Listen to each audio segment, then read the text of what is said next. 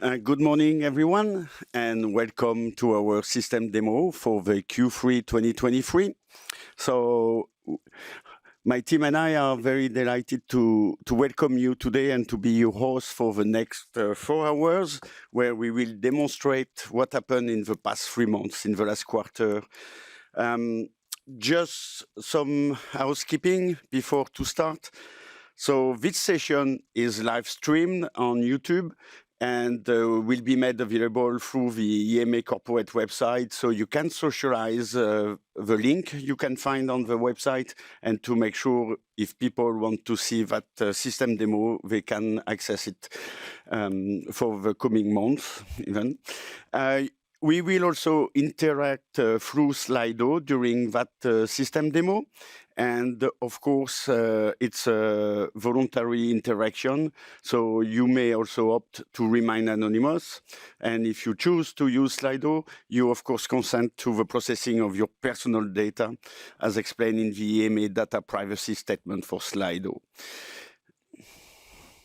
So what's a system demo? A system demo is really what happened in the last quarter. So the PI planning, which happened in June, has put in place a plan to develop new functionalities in our products we are developing here in the agency. And today, what you will see is really what has been developed in the past quarter. So that's really where we want to evaluate where we are with our products and to show it to you. So that's part of the transparency of the agile way of working.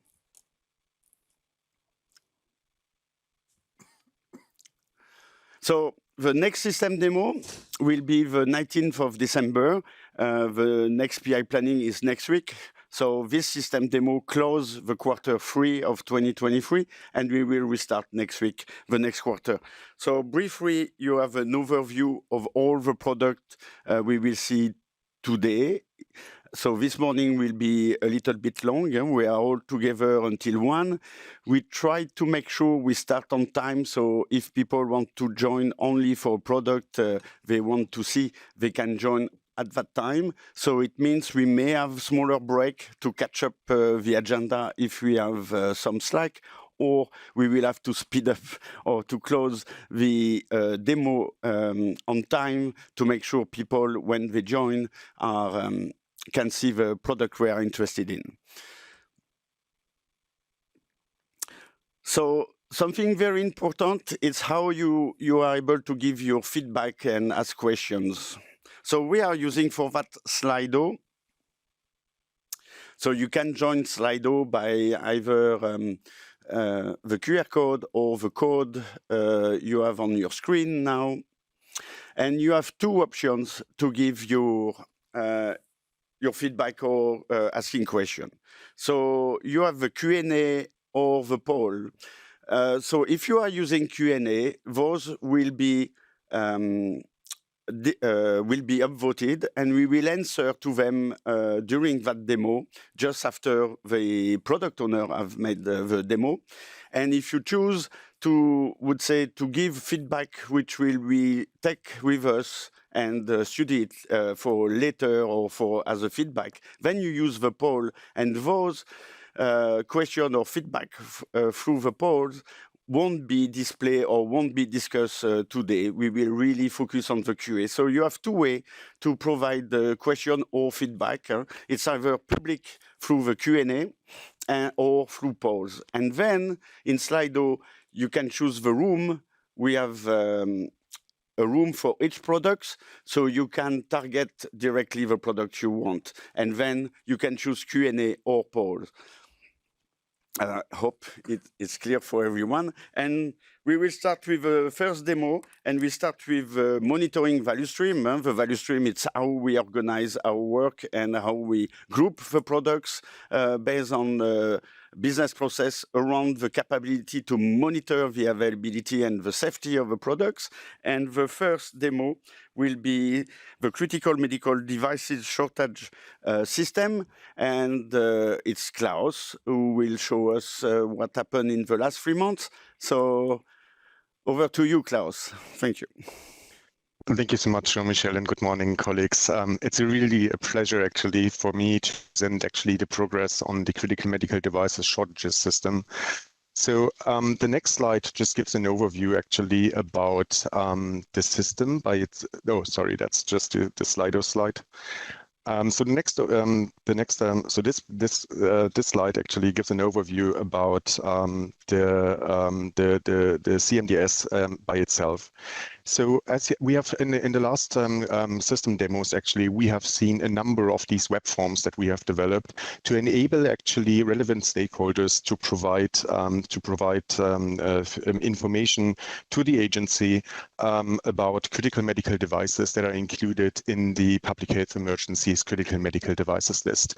So on the left-hand side, basically, you have the economic operators, relevant economic operators, you have national competent authorities, notified bodies.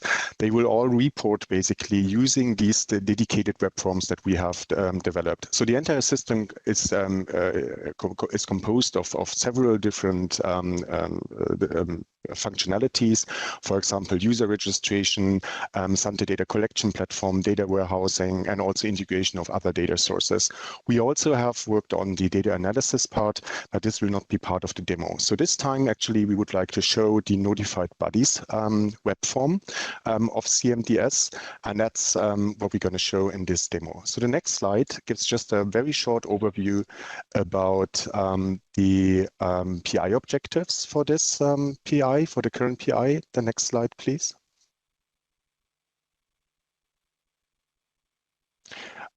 So we have worked on a number of topics. For example, the implementation of improvements for all web forms, also conducting of a user test with national competent authorities, which is currently ongoing. We are also had to postpone basically the notified bodies user test and the user test for the registration functionality. So this will be actually done in Q4, but this is actually now the right time to demo basically the web form for the notified bodies. As mentioned also in the data analytics part, actually we have made a lot of progress, and here we are absolutely on track for the technical go live. So now actually I would like to share my screen and just give you an overview of the web form for notified bodies, and you will see actually that many of the functionalities that I'm gonna show, and this concerns also kind of the functionalities related to the management basically of the dossiers that will be submitted, that contains the information. Actually, this is all kind of being developed very similar or more or less also identical across all the different web forms. So basically, this is the first time. Actually, this is the first page. Basically, it's a landing page. It contains a number of information regarding the introduction section, a link to the regulation 2022-123. It also contains the data protection statement and the DG Sante data protection record. And here, actually, at the bottom of the page, you will find the access link for the respective web form. So when you log into the system, this is being used with the EU login credentials. So the EU login credentials are shown basically here on the upper side of the page, and then basically this is the landing page, and many different functionalities can be performed here. But we will come in detail to this a little bit later. So what we can do here is basically create a new dossier, create a dossier from a template, or go back to the parent data collection. So these are all functionalities that I'm going to show in a few minutes. So here are options actually for also for document management. And basically here you can see all dossiers basically that are in a draft state. So we're going to start actually with creating a new dossier. So clicking on this button provides you to the let's say real form, basically the web form for notified bodies, where the information can be provided. So this part basically here is just an organizational part. It contains display fields only. So this is amongst others the OMS organization ID, organization organization name and the organization country. And basically on the lower part of each web form, basically there are the functionalities to basically perform any actions. For example, at this stage, clear form, finish and exit the form. But here also at a later stage, save the form and submit the form will also appear. So the first question, and actually I wanted to highlight that we do have actually also color changes included. So to notify you about any changes that in the web forms. So for example, when a web form is complete, this red part here actually this red background actually of the field will turn green. So first question is actually, are you currently unable to provide the requested information? If you are not able to provide the information at this time, actually, there will be a new field to provide a justification. So I'm just entering some characters here, and you see after providing some of the mandatory information, this header here turns green, and basically two new functions have appears that save the form and submit and close the form. Just to show you, so this is not here, but when I enter the characters, they will appear. So this allows you basically to exit the web form to submit after submitting and provide this information to the agency. So in this case, actually, we just want to go and answer the question with no. So we are at the current stage able to provide the information, and this opens then basically the section on categories of critical medical devices, but it also opens the part on providing information concerning commercially confidential information. So just a small explanation here. So the category of critical medical device is actually the category that has been adopted by the Executive Steering Group, the MDSSG, and is included on the list of critical medical devices that has been published. So we can select basically the respective device category. So the device category for which you will provide or would like to provide the information. So we're just going to select one of them, the first one, and actually here this field is the device identifier, which is also a read-only field. This field on the MDR IVDR codes related to the medical device regulation and the in vitro diagnostic regulation is currently not functional active and will be implemented at a later stage. Therefore, I'm just going to select MDR code number 1. So basically, the web form is designed in 3 different sections. The first section is information on the capacity to carry out and complete conformity assessments. So here we have structured in a way that we have 3 different timelines, so between 1 to 6 months, 7 to 12 months, or more than 12 months, and the capacity to carry out and complete the conformity assessments within these timelines can be provided. So I'm just going to enter some numbers here. So for example, 1 or 100 or 10, and here it is 8. You see immediately kind of the color change in the respective fields, but also the header turns actually into a blue color now. So the next section actually is on the providing information on the conformity assessment applications that have been received. So that's only one number, and the number could be, for example, 100. And you're also, of course, able to provide any additional information here in these free text fields. So the last section is a little bit more difficult in terms of the implementation, and we would really like to get also your feedback on the different functionalities on this part. So it is divided basically into 2 different sections, and that's the on-site audit and assessment of the technical documentation stage. And then actually, if you scroll down, we have the stage on the final review and the decision phase. So both are, in terms of the fields, identical. So all the features in terms of mandatory fields are identical. It just concerns the different stages. Also, please, I would like to draw your attention to this number. According to the number of sections here that will be included, this number either counts up or it counts down. So first question is actually, is an authorized representative in this specific conformity assessment involved? If you enter yes, a number of other fields will be mandatory as indicated by the red color change. So we're just going to include no here, and I'm just going to add some characters for a name. And then the address is I'm also adding just some characters here. The country of the manufacturer can be selected from a drop-down menu. So I'm just selecting Austria here. We have also non-mandatory fields, for example, the VAT number of the manufacturer, but also the single registration number. If these are known, they can be provided. These are the section for the authorized representative. So one important point is actually to provide any describe any potential critical issues. So it's a mandatory field, so I'm just going to enter a few characters again.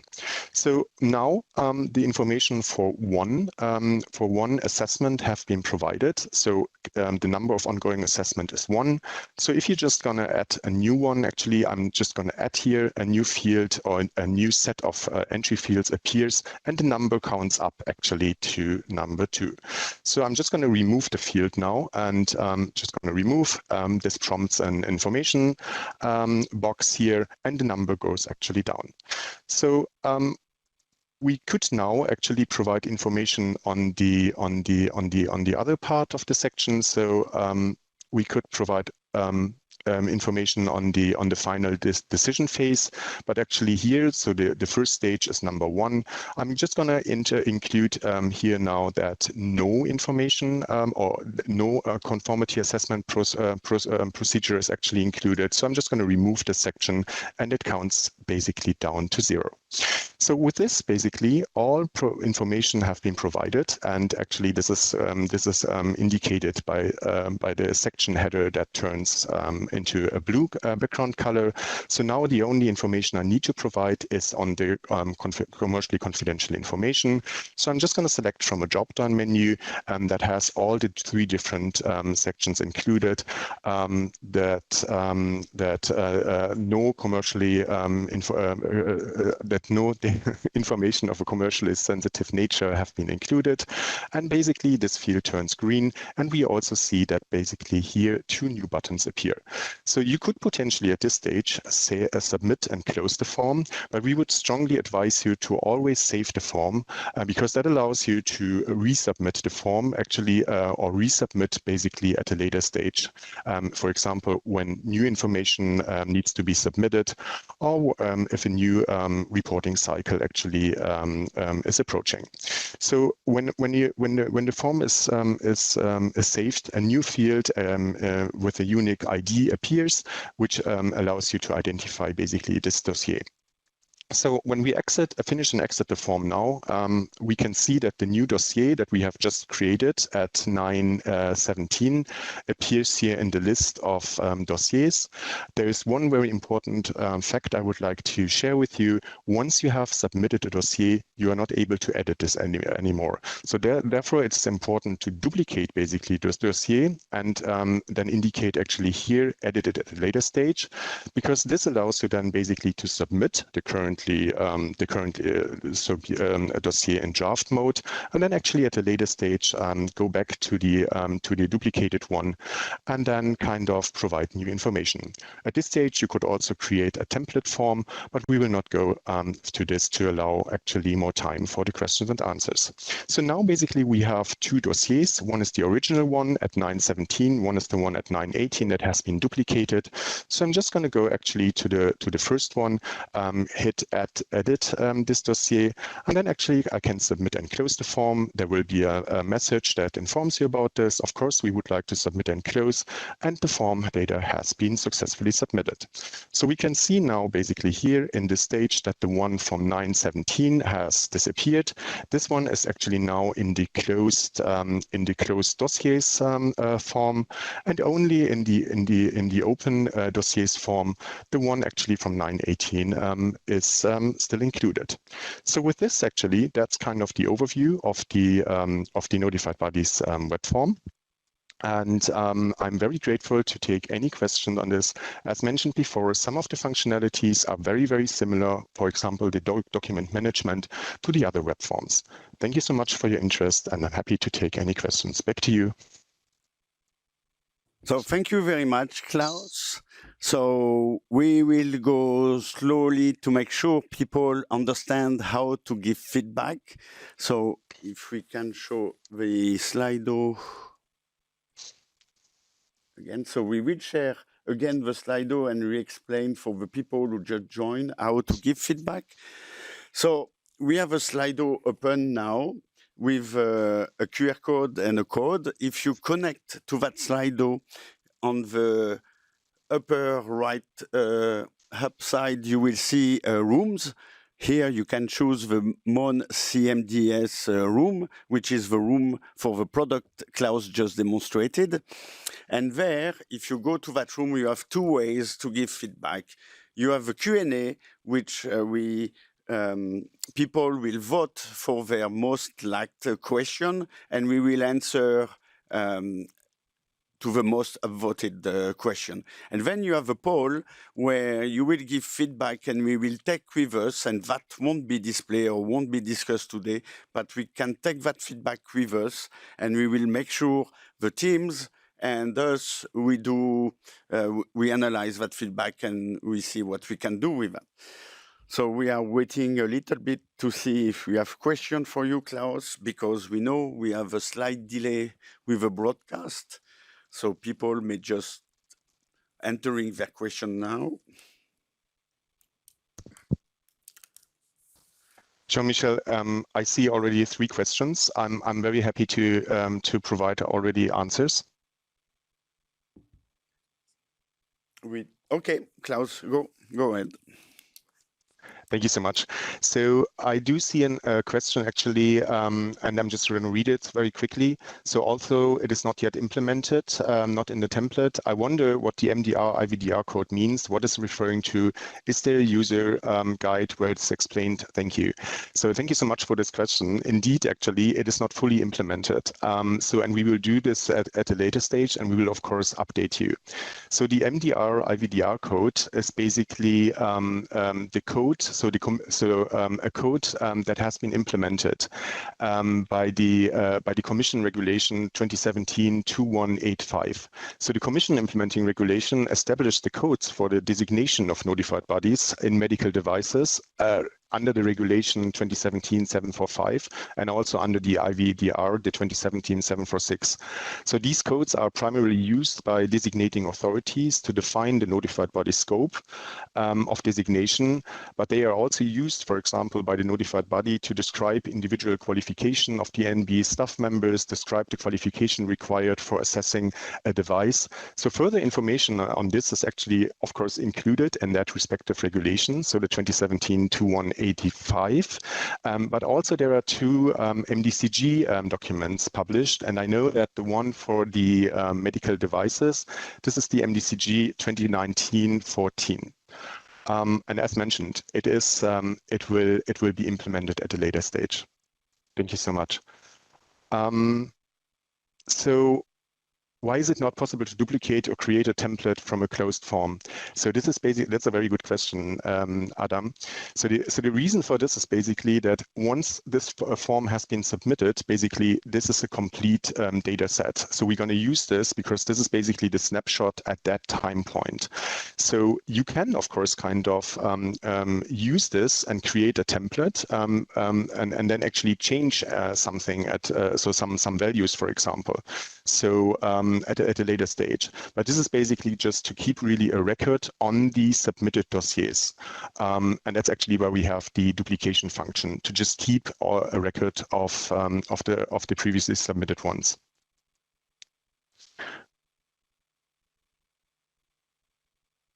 So thank you very much, Klaus. We have also a question about, I can see the other people entries in the poll part of Slido. That's the intent. I think we have a feedback which we will be analyzed, and we consider that exchange a little bit more private. So it's to allow people who don't dare to express their view in front of a large audience. They can also give their feedback. So this is why this poll part is not public at all. I hope that's clarifies the problem. If there's time, actually, I can provide answer to another question. Jean-Michel? 25. No, sorry, Klaus. Okay. You have a last question, yes, quickly. So who is responsible to complete the form, the image, or the notified body? And you have 25 seconds to answer. Absolutely. So very, very good question. Thank you so much. It will be the notified body. So, and just to be clear here, so we have developed 3 different web forms, and one of them is actually for national competent authorities. One is specifically for notified bodies, and one is actually for the respective economic operators, which can be, for example, authorized representatives or manufacturers. So, but we are also happy to provide any further answer actually on the questions in writing. Thank you so much. So thank you very much, Klaus, and thank you for this brilliant demonstration of the CMDS. And now it's time to go to the next product on our list, and we are welcoming Sophia, who will demonstrate the ESMP platform, which is the European Shortages Monitoring Platform. I just remind quickly for people who just joined now, just for the demo of that product, who were not in the previous product, we have a Slido open, so you can connect to that Slido with a code or a QR code.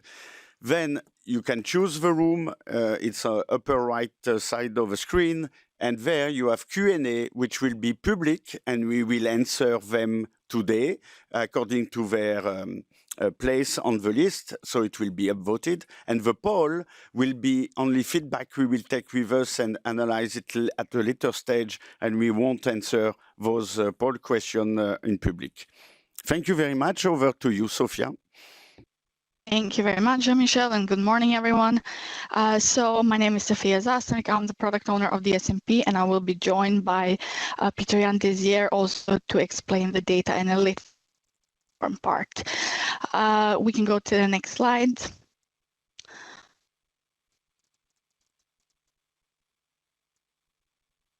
Can we go to the next slide, please? Excuse me, everybody, we do have a delay between what the presenter is saying and what is appearing on the screen. Technical issues, I'm afraid. Please bear with us.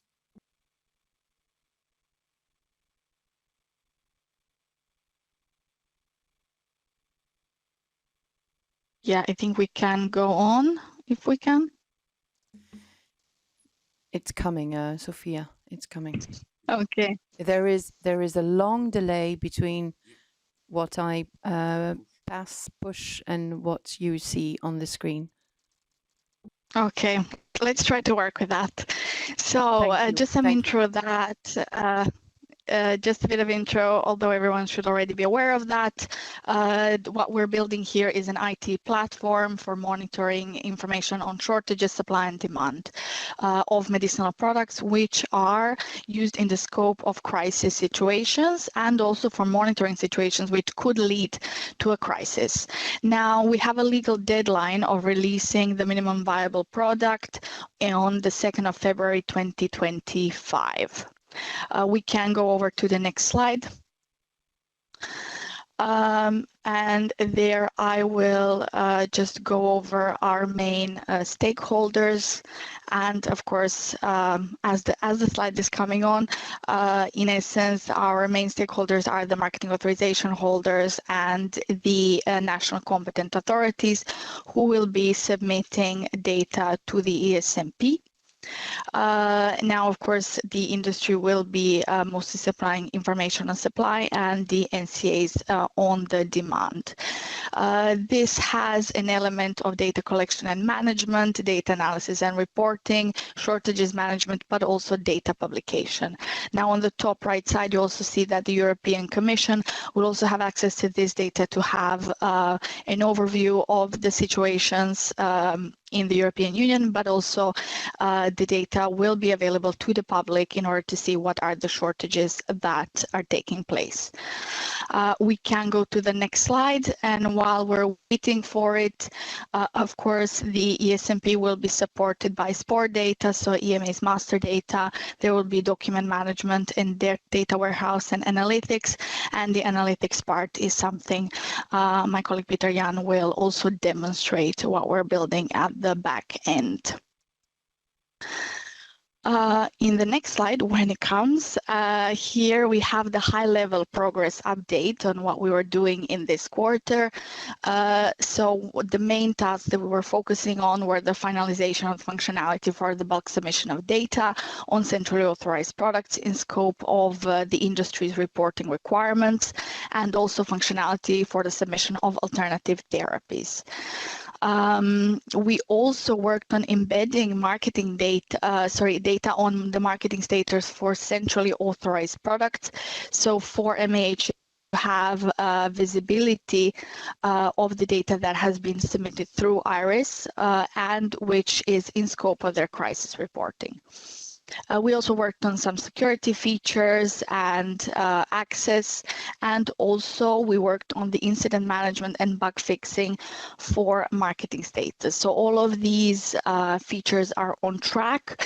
There's a red dot on the marketing status feature. That is because the bug fixing that we put in scope of this quarter, when we put the fix into production, it resulted with an issue in production, which we then had to actually spend a lot of time to fix, and therefore this is something that will be spilled over in the following quarter. Of course, we have by now identified the issue and will be able to fix it. Now, on the in the interim, so not on the actual platform, we are working on assisting the MSSG-led preparedness action on antibiotics, as of course we have seen significant shortages of antibiotics in this year, and therefore doing anything that we can to prevent that from happening. This is also on track. On the analytics side, we worked on the finalization of dashboards for crisis data and including a matching of supply and demand. We can go to the next slide, Emily. And so this part on the data analytics is also in the green, so we are progressing well on that side, and you will be able to see the demo of the system later on in our presentation. Now we'll go to each of the features, and I will explain what the features that we have worked on in this quarter, and I will explain what they're for, and then you will have a little demo of them. So the first one is a bulk submission of data from marketing authorization holders, which is a tool for large-scale submission of data that will be possible then to be uploaded through an Excel file containing all the relevant data elements for monitoring the availability of medicines. So the idea here is for MH to have the option to download a template that will be pre-filled with all their product information of products that are in the scope of their crisis reporting. Now, alongside that will be all the data elements that they have submitted previously in order for them to be able to then do any amendments when they need to submit the data on a frequency which is defined by the MSSG, and then can upload the data again, and then thereby giving a fresh overview of the information. Now, the data elements in the bulk submission should be familiar to you. Because we have, in the previous system demo, we went through all the data elements, and we also showcased the bulk upload functionality. So if we can go to the next slide.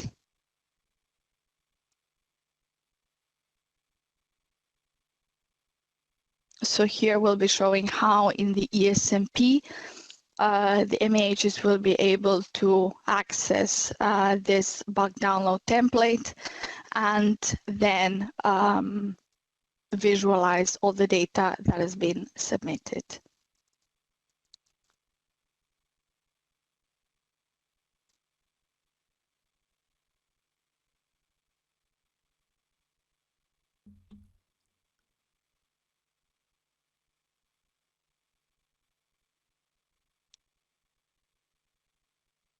See if the video will work. I'm hoping it will. It is working. We just have that 20-second delay, Sophia. Okay. So, yes, thank you. So yeah, so when the MHs log in, they will see all their products listed here. When they click on generate template, it will make sure that all the data previously submitted then appears. You can see that it also it contains all the details of the shortage with all the other data elements, the market share, sales volume, mitigation prevention plans, supply forecasts for the supply and sale forecast for the following 6 months.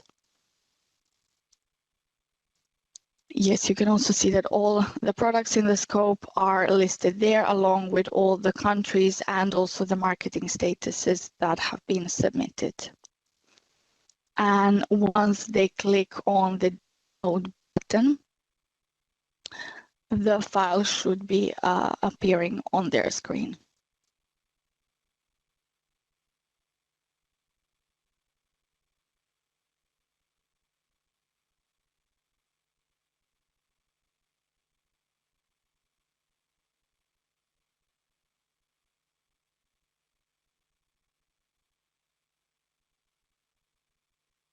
And I see we're also facing some delay with the visuals here.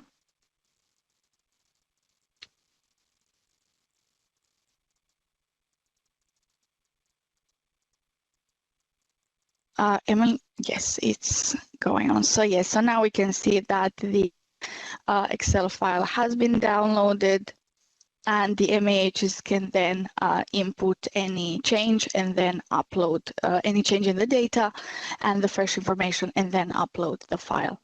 We can go to the next slide.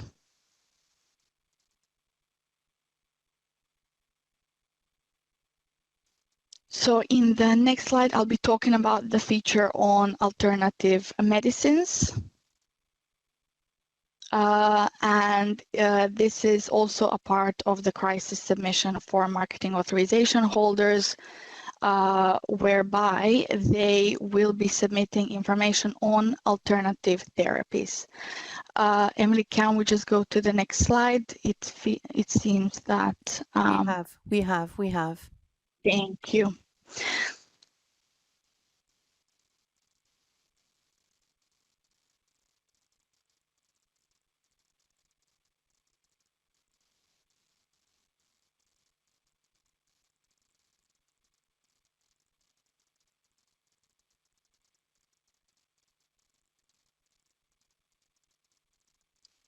Can we make sure that this video is paused and then we can go to the next slide?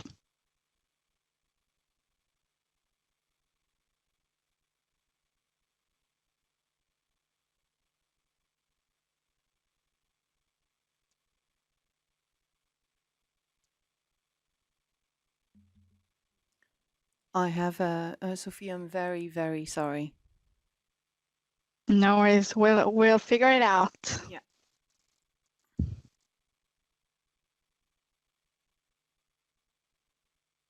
Okay, there we go. There you go. So, thanks. So for the alternative substances, so like I said, the objective is submitting information on alternative therapies. Because when there is a shortage, it's very important to know what are the alternative products that could be used.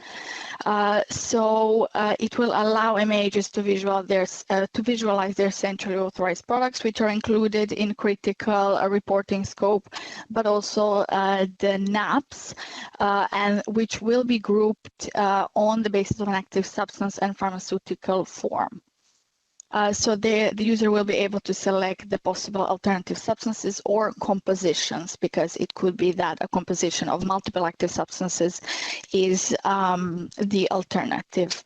So EMA will then do the linking of the selected alternatives to the actual products. And by the images inputting only information on substances, the administrative burden that falls on the industry is minimized and does not require a knowledge of the other MH's products. So we do that link. And in the next slide, we can go to see what that functionality looks like.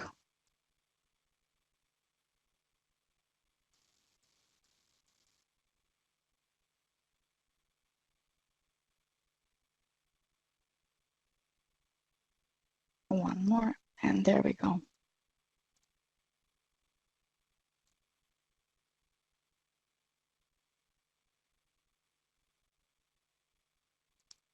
So in the ESMP, so this is how the MHs will see their products, so which are in the scope of crisis reporting. So you see that the national authorized products are grouped by active substance and pharmaceutical form, and centrally authorized products are grouped, are shown by their names and active substance and also pharmaceutical form.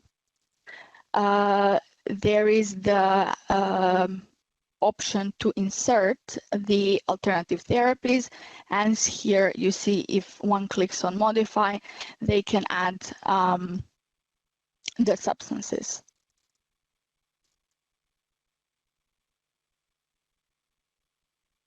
Here we're also seeing that multiple individual active substances can be input.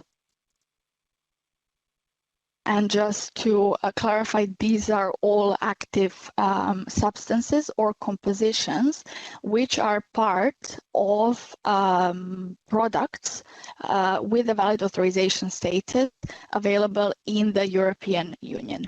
So we restrict that list to only products and compositions that we are sure exist and therefore can be used as alternative therapies. And here you see that the different compositions are listed. And it is also possible to select more than one, because of course there could be more than one alternative. It is also possible to click the option that there is no available alternatives when that is the case.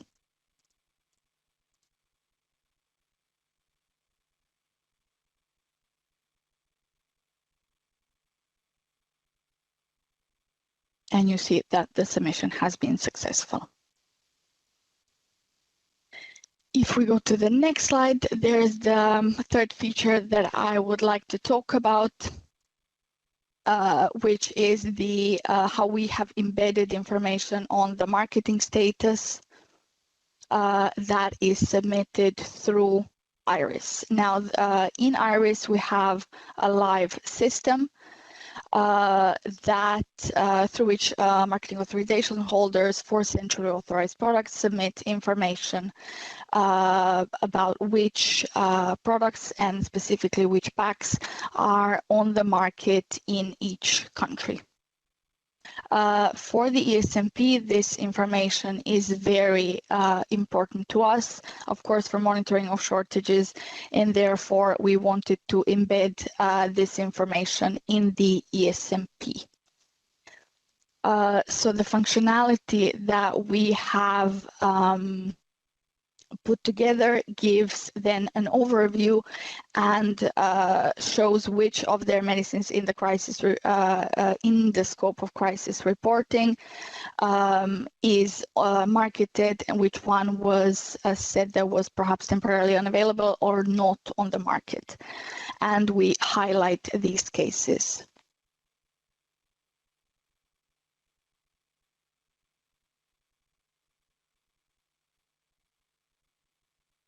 Let's just go to the next slide.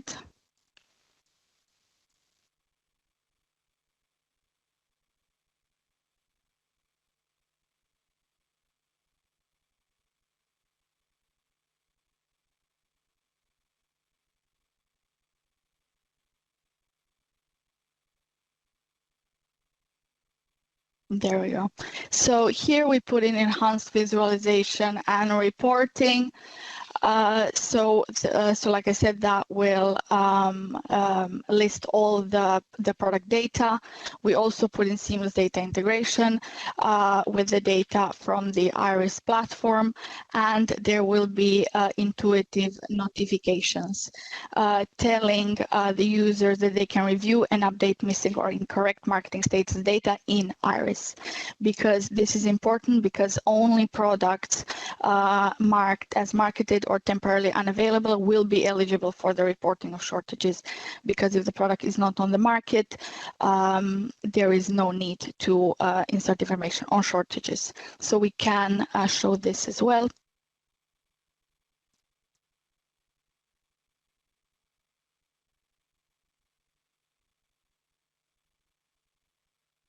So here the user will go on the view that says view critical medicines, and they will have displayed all the products marked in their scope of reporting requirements. And here you see that the never marketed products and the no data products where no data was provided on marketing status are highlighted, because MAHs need to pay specific attention to that.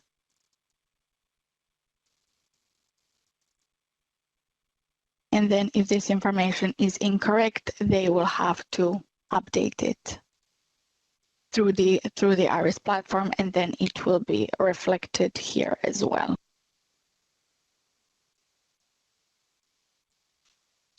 So that is it from me. And now if we can go to the next slide, I will hand it over to my colleague Peter Jan for the demo of this platform.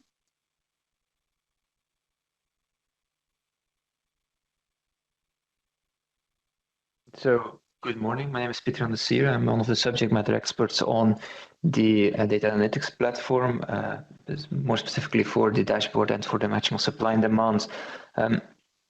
While we're waiting for the slide to come up, I would say that the EMA is currently developing an analysis tool for the fast analysis, reporting and visualization of data received for the supply and demand for active substances on the critical medicine list as SSG.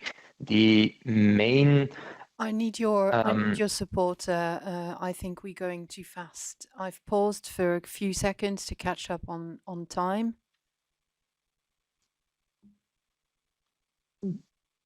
So I'll just wait for a few seconds. Yes, I'm sorry, Peter Jan. Are we good now? Are you okay with that screen to be displayed? I see no screen. I just see the video still. Yeah, is that okay? Can I go on with the video? Please do, yes. You can go to the next slide.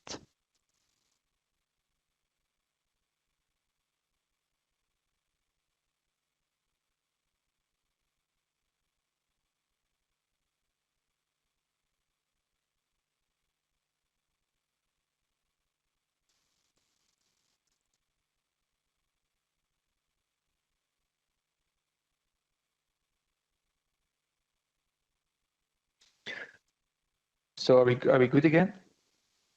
Yes, now you can see data analytics platform. Mm-hmm. Okay, so I can also now restart with the presentation. So EMA is developing an analysis tool for the automatic analysis, visualization, and monitoring of supply and demand data for critical medicines relevant to public healthcare emergencies. And this data analysis tool actually exists out of two sections. We have the main data analysis tool, which will run in the background, which is an automated conversion, aggregation, and matching of supply and demand data that we gather through the ESMP, and that will allow for a fast analysis.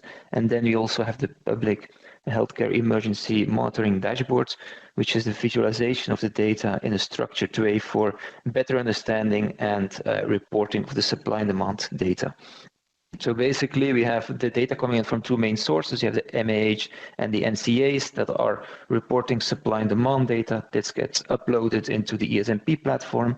ESMP sends it to the to the data analytics platform, where the analysis tool does the analysis, and then we have in the monitoring tool the visualization of data. I will now share my screen.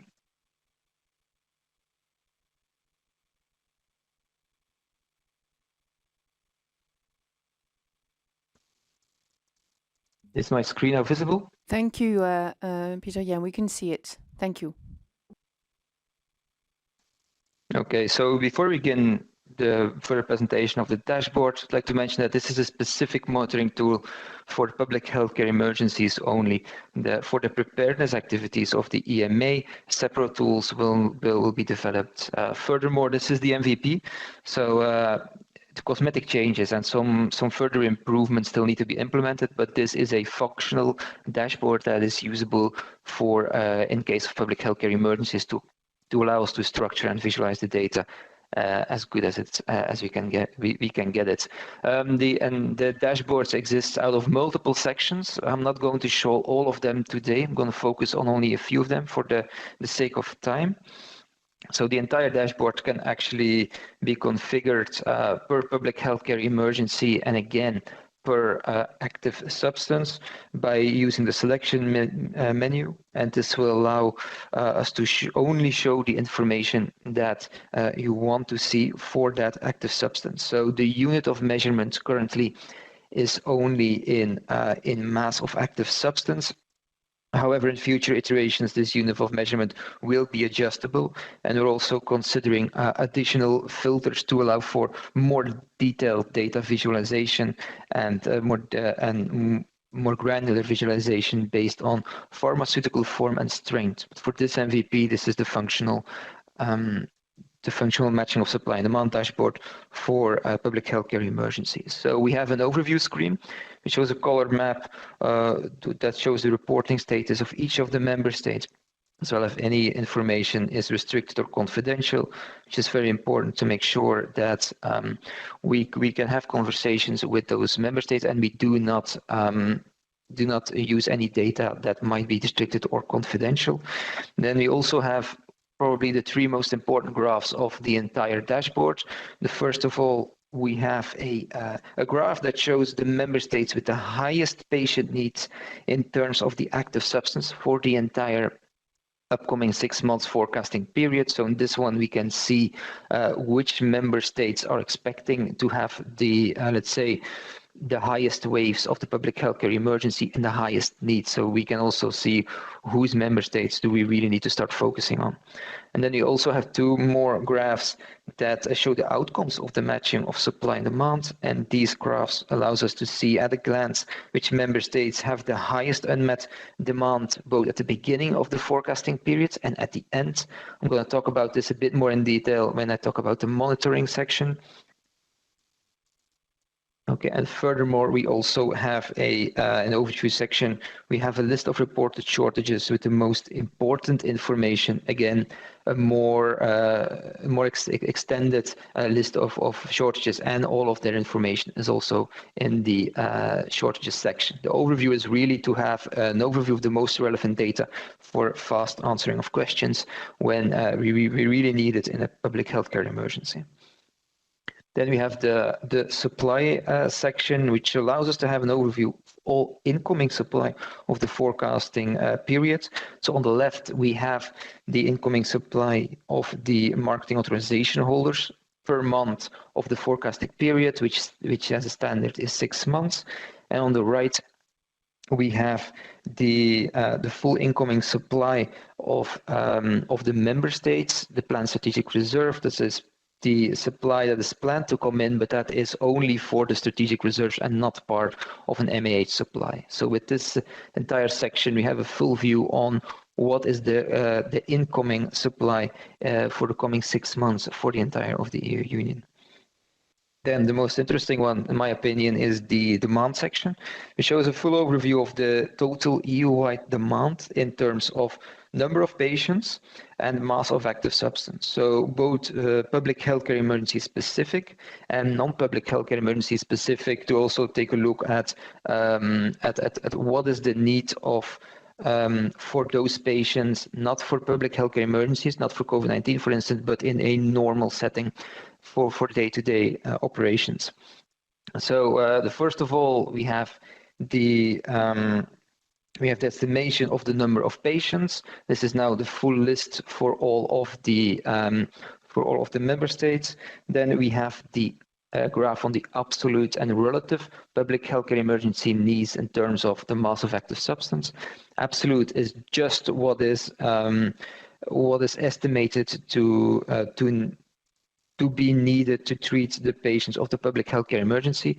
But you also have the relative patient needs, which is the absolute need normalized by member state population, and this is to see if there are any high outliers and if we need to go back to the member states to discuss why there is such a high or such a very low demand.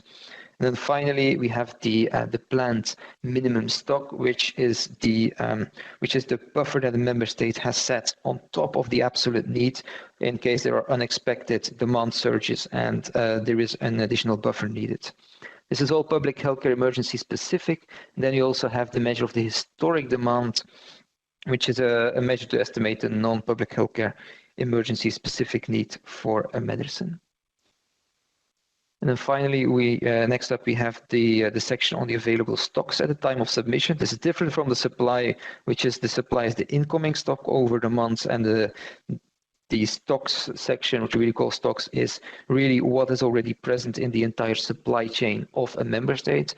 This is again split up into the available stock at the marketing authorization holders for all the countries, and also what is currently in the rest of the supply chain for the member states, and this is then split up between the hospitals, what is present in public pharmacies, what's at wholesale level, and their current strategic reserve. So this really gives us an overview of what is currently present in terms of mass of active substance in the entire EU to treat the public healthcare emergency. Where is the stocks now located? This is a very important piece of information for us in order to see which countries have the lowest, which countries have the highest. And if we then finally do the monitoring section, the matching of supply and demand, then we can really see what the current situation is. So on the left again, we have the situation per member state at the beginning of the forecasting periods, which takes into account the entire member state needs, which I've shown in the demand section, but it matches it only against the currently available stock. And that means that a positive number would mean that there is still unmet demand and supply needs to come in over the forecasting period in order to be certain that there is enough medicine to treat the patients. And a negative number means that there is actually a surplus of stock and supply will meet demand, and any additional supply that's coming in over the forecasting period would mean a further increase of the buffer in case of unexpected rise of demand occurs, and also to help when we are moving to the next forecasting period. And on the right, we have the matching of supply and demand at the end of the forecasting period, which takes into account the entire member state needs, the available stock, but also the supply over the forecasting period. And these two graphs really shows us, if we start evaluating it, we can identify the member states where the situation looks to be under control for the coming 6 months, and for which member state the situation might be problematic, and which we really need to start focusing on. So this is the dashboard. There are other sections which I'm not going to go into in the sake of time, and this is also the MVP. So we are expecting to continuously improve it to make it better and to really have a way to visualize and structure data very fast, so that we can answer questions and really start looking for how can we best serve the entire general population of the EU. Thank you. This was my presentation. Give back to you, Sophia. Thank you so much, Peter Jan. So now I'll just go super quickly over the plans that we have for the following quarter.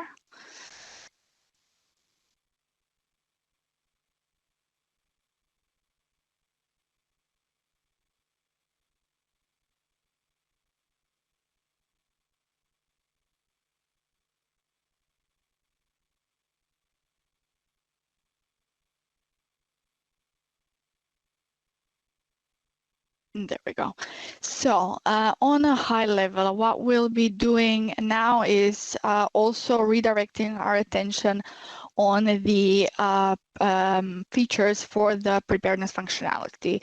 Now, we will still continue to develop the features for crisis submission, but currently, as there is no crisis, there is a bigger business impact on the preparedness phase features being ready. Now, we will be working on the development of the functionality for the submission of shortage data for centrally authorized products that is already currently undergoing, whereby MHs need to submit a shortage information to the EMA. And also we'll be working on the shortage case management, which is then the back end and the way EMA then handles those cases, triages them, and does the necessary actions. We'll be working on the functionality for the submission of marketing status data for nationally authorized products by MAHs. This is another crisis feature. And also we'll be improving the implemented features such as a marketing status, which is a live system.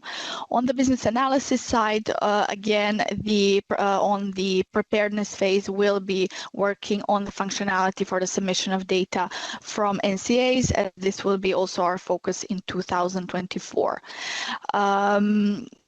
Then also the integration of NAB data from SPOR will be a big part of our work, and also we're starting our work on the interoperability requirements for both NCAs and marketing authorization holders.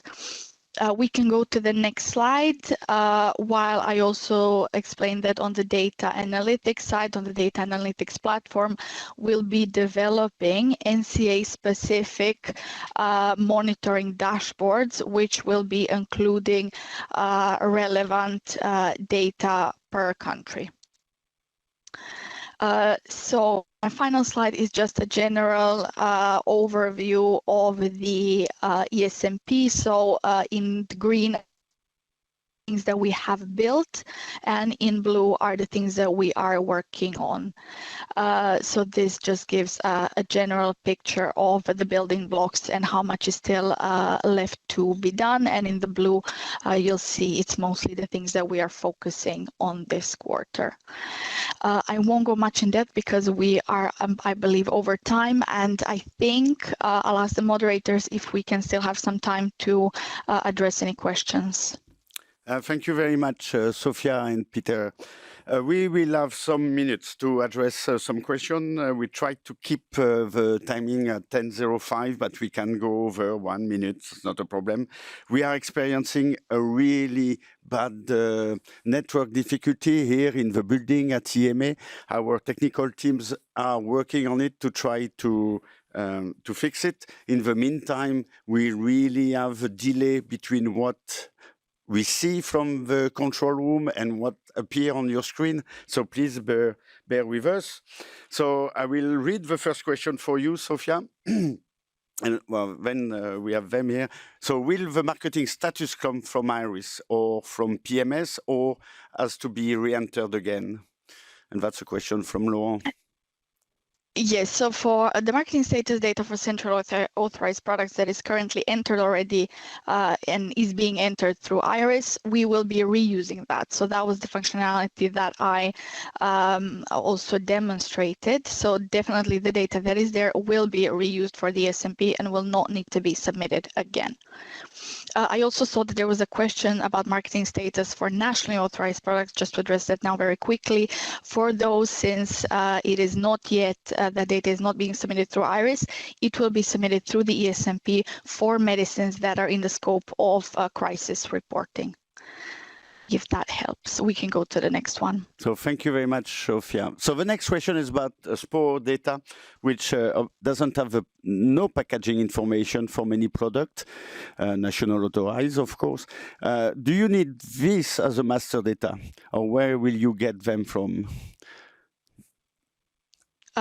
Definitely, we will be needing this information, and once national authorized products are in PMS, and actually we're getting a custom import to be done for the ESMP, we will be seeing what the impact is on and the usability of this data in the ESMP. Of course, we will be reusing as much of the information that is there, but also, if needed, we will be reaching out to the MAHs with national authorized products in scope of crisis reporting to enrich this data and to enter the package information where needed, because for the level of we need the level of information to be at the packages to be able to do the proper matching of supply and demand and to understand the shortages information.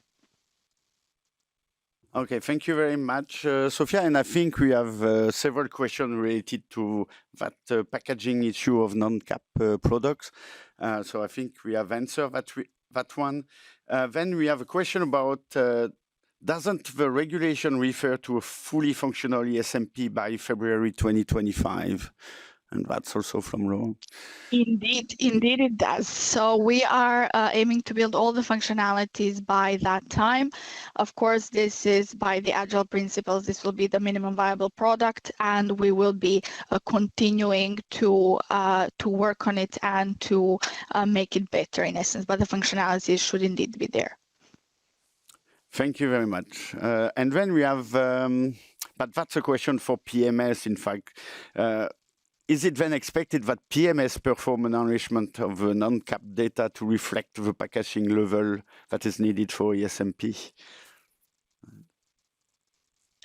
Yes, so I will leave the PMS colleagues to address that in the slide also. But of course, this data will need to be further enriched, and I believe this will be done in conjunction with the marketing authorization holders, as they are the ones all that information. Currently, it is not there in Article 57 for many of the products. Thank you very much, Sophia. And I think we can take quickly a last question. If the integration with PMS is not planned, no, it's planned to take place.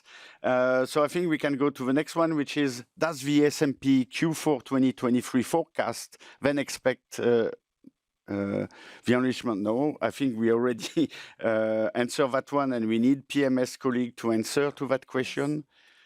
Veronica, please go ahead if you're online. Thank you. Yeah. Veronica wants to add something for the packaging information in PMS. Hello, colleagues. I hope you can hear me correctly and on time. I know there is some delay. So yes, thank you, Emily. Yes, to reply and to support what Sophia mentioned is that there is indeed the need in PMS to complete and then enrich the product data in PMS, so the whole data sets.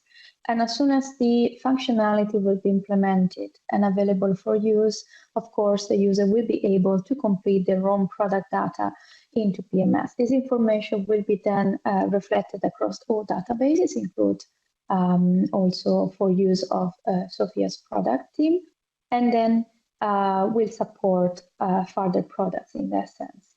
Thank you. So thank you very much, Veronica, for this precision. And we need, unfortunately, to move forward to the next value stream and product. So thank you very much, Sophia. All the questions are in Slido and can be answered into Slido to give information. And we will publish that those Q&As on the public EMA website with the link to that system demo, to the video. So thank you very much. And now we are going to the research and development value stream, which is where we found the capability to support the development of new medicine and the generation of scientific evidence. And we have Tarita, who will show us what happened on the priority medicines process developed on Iris. And I hand over to you, Tarita, to show us where you are with your product. Thank you. Thank you, Jean-Michel. Good morning, everybody. And next slide, please.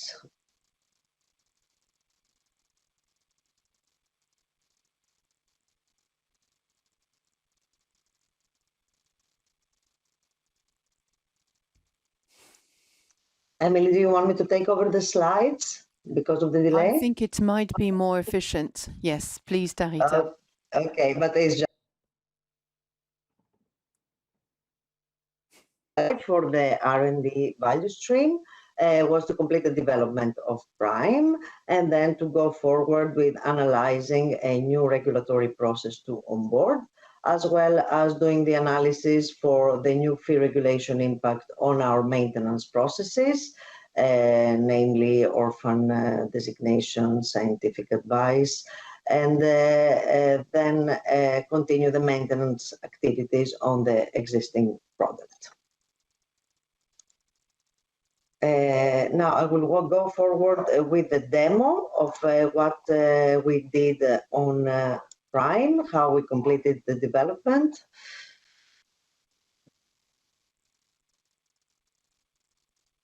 Can you see my screen?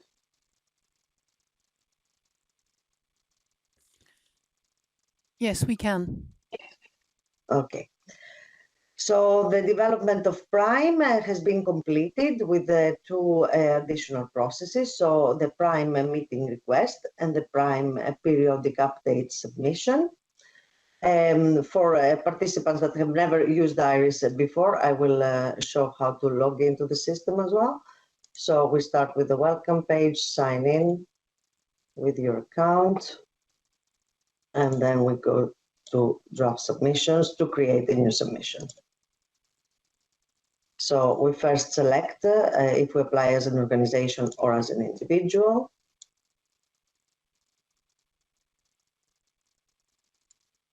Then we have to select our organization. And the location from which we are applying. And then we move forward to the submission type. By typing Prime, that is the process, we can see all the available applications for Prime. So we will go ahead with Prime meeting request.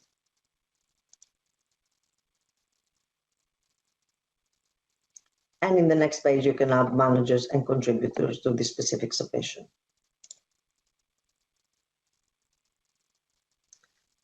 So in the submission form, this is pretty simple because it's a meeting request. There's no scientific information. So the first page, you're requested to select the meeting type. You also have an info button here that refers you to the guidance if you're unsure about the meeting type and other details. So you can select which type of meeting you would like to request. I will select the first one. And if there is a regulatory entitlement related, you can select it here. There is a drop-down menu that will show all your available entitlements. Then you can propose a meeting date.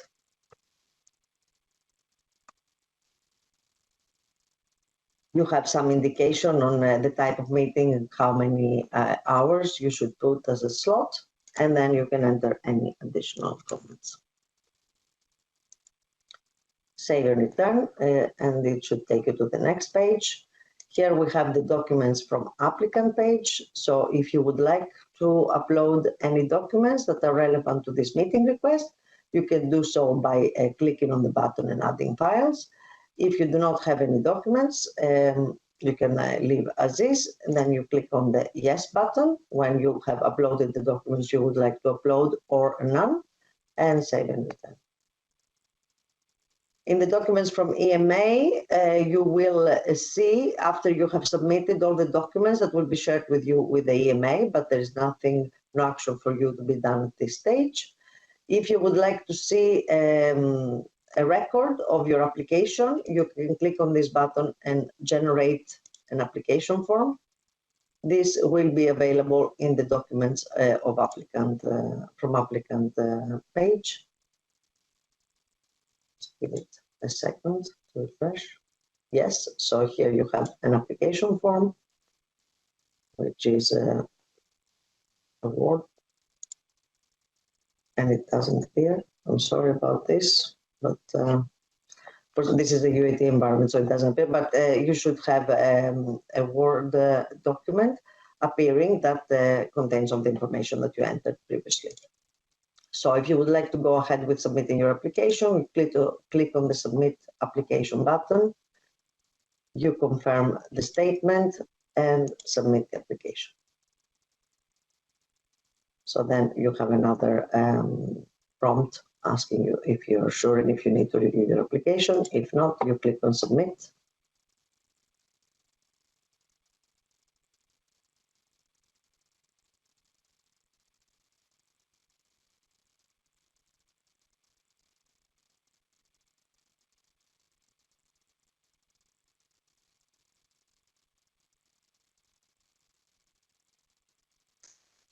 And your application is submitted and will now appear in your ongoing submissions. I will now demonstrate the Prime periodic update submission. So for the sake of time, I have already created one, so where I skip the first part that I already demonstrated, which is the same for all, and I will go straight into the submission form. So here's the first step. We need to select the regulatory entitlement that is related to this periodic update. So you will see here a lookup with all the regulatory entitlements linked to your location.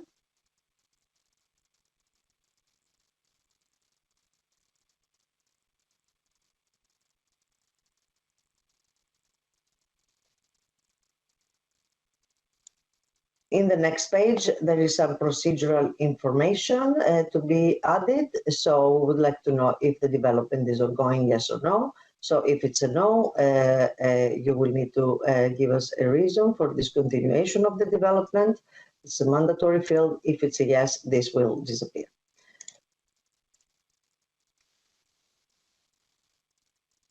Then we have a question on whether there is a pediatric investigation plan agreed.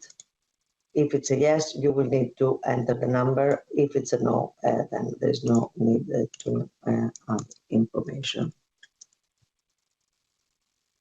There is also a question on scientific advice and protocol assistance received since the last periodic update. Same here, if it's a no, there's nothing for you to enter. If it's a yes, you will be prompted to add the scientific advice number.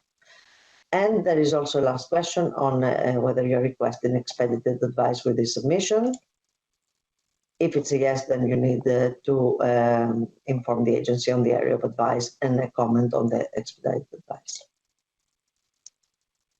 Once this section is complete, we go to the submission pipeline.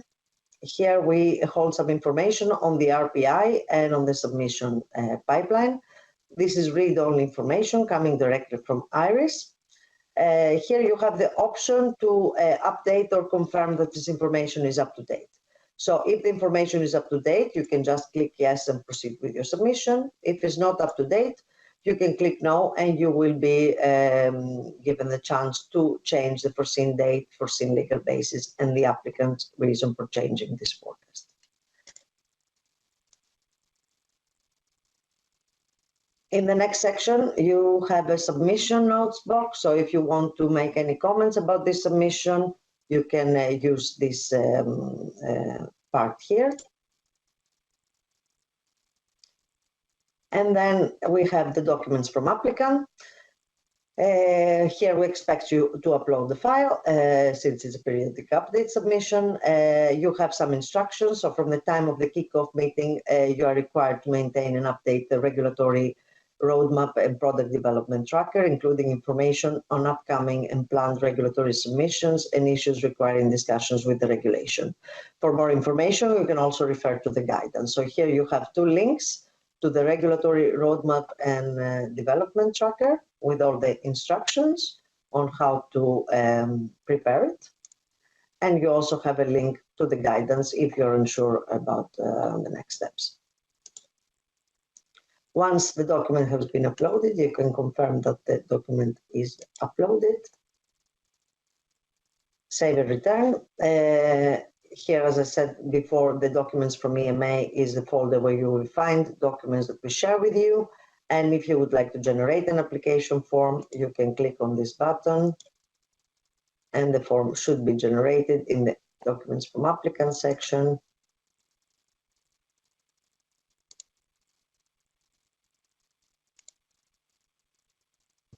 This one also is not appearing. Here it is.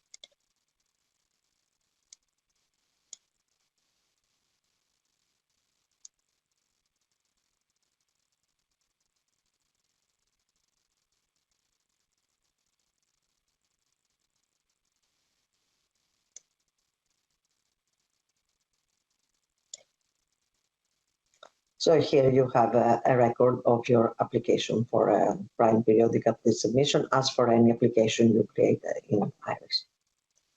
And you can use this for your records.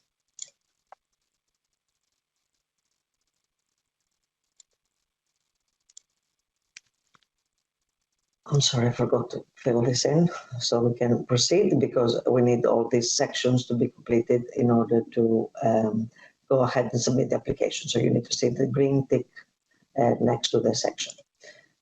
So now we go to submit the application. You have to confirm the statement in the form and then go ahead to submit.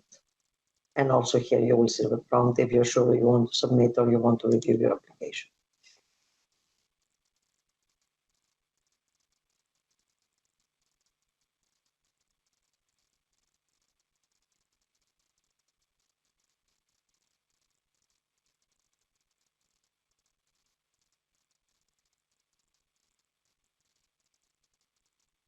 Okay, this ends my part of the demo.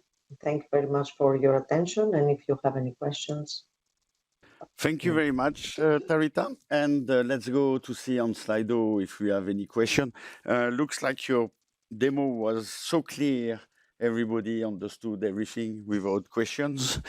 Let's wait a little bit because we have a little bit of delay between what we see and what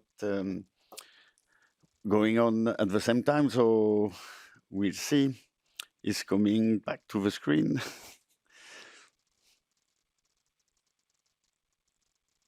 Yeah, so we have Slido, and I think we have no questions. Okay. So thank you very much, Tarita. We will move to the next product, which is the real-world metadata catalogs, which will be demoed by Federico and Anna. And you have 15 minutes. Don't forget to leave some time for the Q&A. I will remind to people, if they log to the Slido, they have two ways to ask question and to give feedback. The poll to give a feedback, which will be analyzed later on with us, and the Q&A, which are the question we will answer live during that demo. And don't forget also to go to the right room. Let's wait a little bit to have the QR code for the Slido to be displayed. We really have experiencing very bad network delays here today in the building. So we are really sorry for that. So here you have your Slido, you have the QR code and the code. Don't forget to choose to go to the right product room, and then Paul, if you want to have an anonymous and a feedback we will take for us, and the Q&A for the question we will answer live during the demo. So I'm handing over to Federico and Anna for the demo on the real-world metadata catalogs. Over to you guys. Thank you, Jean-Michel. I will go to the next slide. Yes, I just need to take control of the.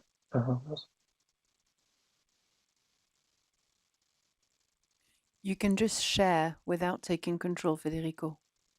Just share your screen, please. Mm-hmm.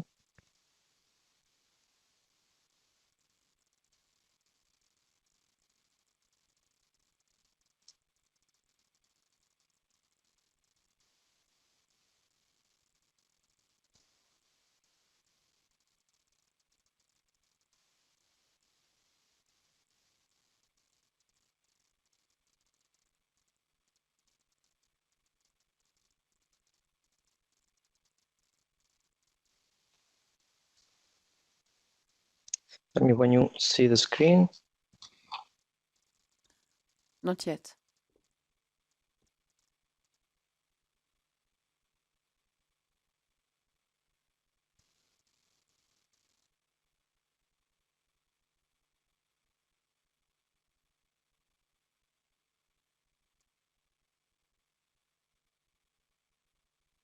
It's coming on. Yes, thank you. Thank you, Federico.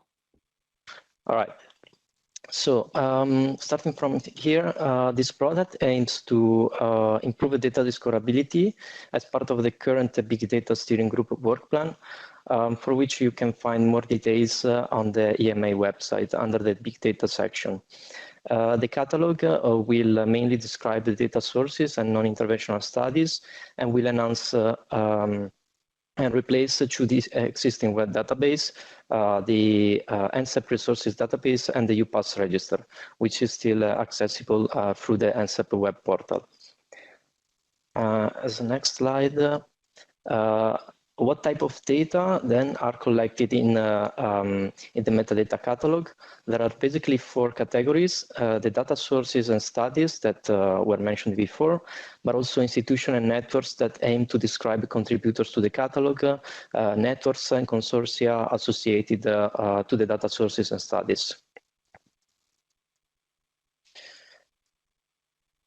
Here you can find a simple flow chart where it's basically summarized the workflow, describing on how a record can be generated by users, which are also called editors.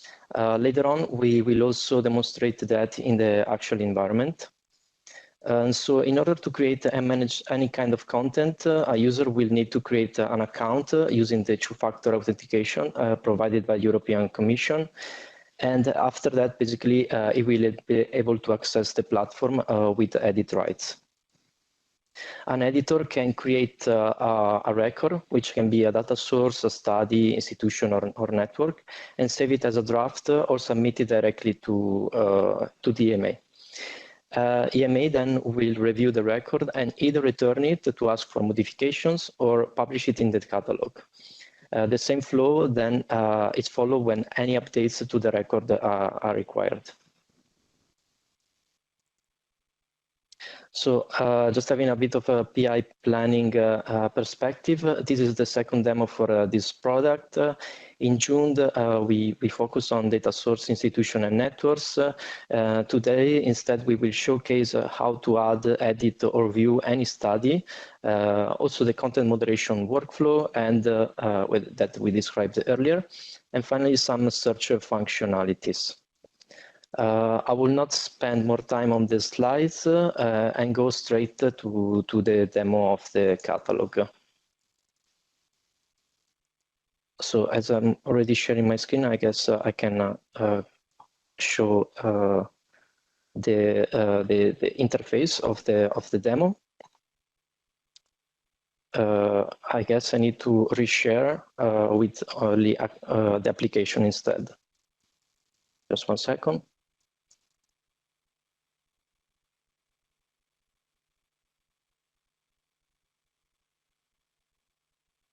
Tell me when you see the website page. Yes, Federico, we can see it clearly. Perfect. Perfect. Okay, so this is the landing page of the catalog. We know it from the previous demo. As you can see, nothing didn't change, and we still have some placeholder to finalize. I will now skip to the study sections, as we mentioned before. This is basically the studies landing page with a bit of a description of the old UPass register. You can notice that I'm already logged in as an editor, so I can already click add a study to add a new study. If I was not an editor, this option wouldn't appear. Let's just click to show the interface here. So when you enter a new study, you can see that there are basically 3 sections that need to be completed. We have administrative details, section 1, then methodological aspects, and finally, the first step is the data management. For a matter of time, I won't go through all of them, completing the submission of a study, but I can quickly show you some of these fields. We have different fields where you can enter free text, where, for instance, for study description. Then we have also drop-down list, depending on the type of field. For instance, institution conducted a study related to this record, or for instance, studies countries, where you can describe in which countries this study was conducted and choose more than one if you want. And also we have, of course, in order to complete a study, we need to fill those mandatory fields that are indicated with an asterisk. Once you have completed all the parts above, you can pass also you can also upload the documents and attachments where is requested, and put also links in the relative field. I will now view a study saved already in my dashboard. So if we go back on the top right in my dashboard and click, let's give it a minute to load. Perfect. So here in my content, you can basically see what study and basically records, so also data source, institution, and networks have been submitted by my account. They can have different state. They can be draft, submitted, or published. And now I want to see basically how it looks like in a draft study, for instance. Which has not been submitted, but only saved for me to be worked later on. So the view here reflects what was in the previous page. So we have 3 different sections. Administrative details with relative fields such as study timelines or content details. Then on the second section, we have other aspects such as study objectives or population. And then for data management, we have information more related to data quality, data sources, and the common data model.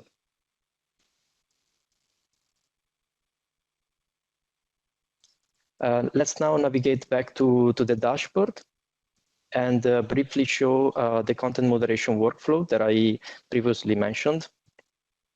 So for instance, we see that this study in the first one is in a draft state, which basically means that I'm still working on. Then we have a study that has been submitted for EMA to validate, but has not been published, so it's still pending, and I'm waiting EMA to review and accept or deny or decline the publication of it. In the third case, this one, a long-term prospective cohort study, is in the status of returned by EMA. This means that it has not been accepted, but EMA provided feedback in order to correct and then resubmit the study for validation. And if we click on the study here and go in the revision part, sorry. Should use the other button.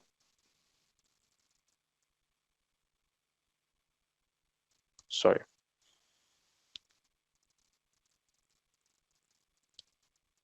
So basically, it will show the messages that EMA provided in order to correct and basically detailing the why it needs to be corrected.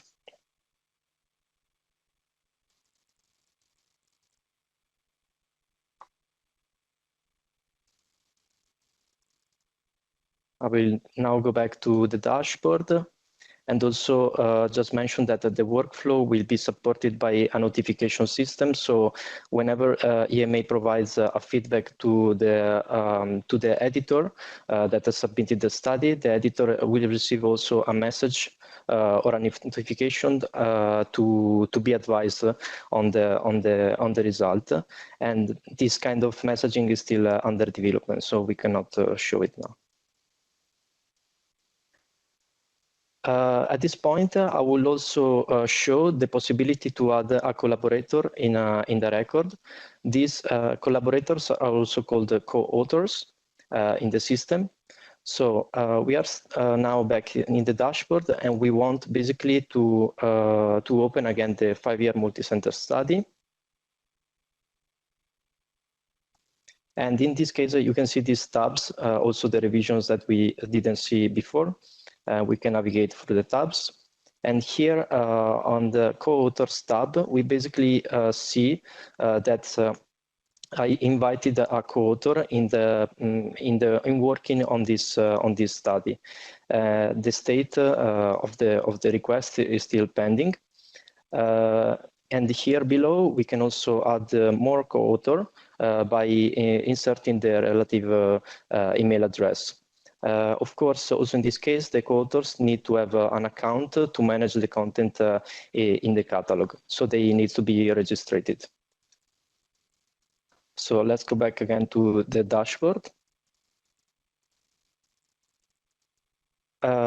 Also here above, we didn't mention before that these are the collaboration requests that are related to the type of records described here. So it can be either a study, data source, or other entries. And basically, it shows that I have been invited by a colleague, by an editor, to work on this record. So for the study and data source. We can either accept, decline, or delete this type of request. And for the sake of showing, I will accept one and decline the second one. So I just accepted the study, and I will decline the data source. And here above, we will show this message that the action is completed. But it will show anyway on my dashboard. It will not disappear. So this was all for the content moderation workflow, and now we will showcase a bit of search functionalities. So going on the top right. Sorry, Federico, we are unfortunately running out of time for your slot. So, okay. And we have some questions, even that we won't be able to take them now. Sorry, Federico. That's okay. I was almost done anyway. So for next time, we will add plus 5 minutes to your demo. Thank you. Thank you, Jean-Michel. So thank you, and sorry again, Federico. Now, because now we need to move to the clinical trial navigator proof of concept by Ina. We try to catch up the time. Ina, are you on? Yeah, Ina is there. Morning, everyone. Morning, Ina. So over to you, Ina. Thank you. Thank you so much. Yes, I would like to present to you today the Clinical Trial Navigator proof of concept. Next slide, please.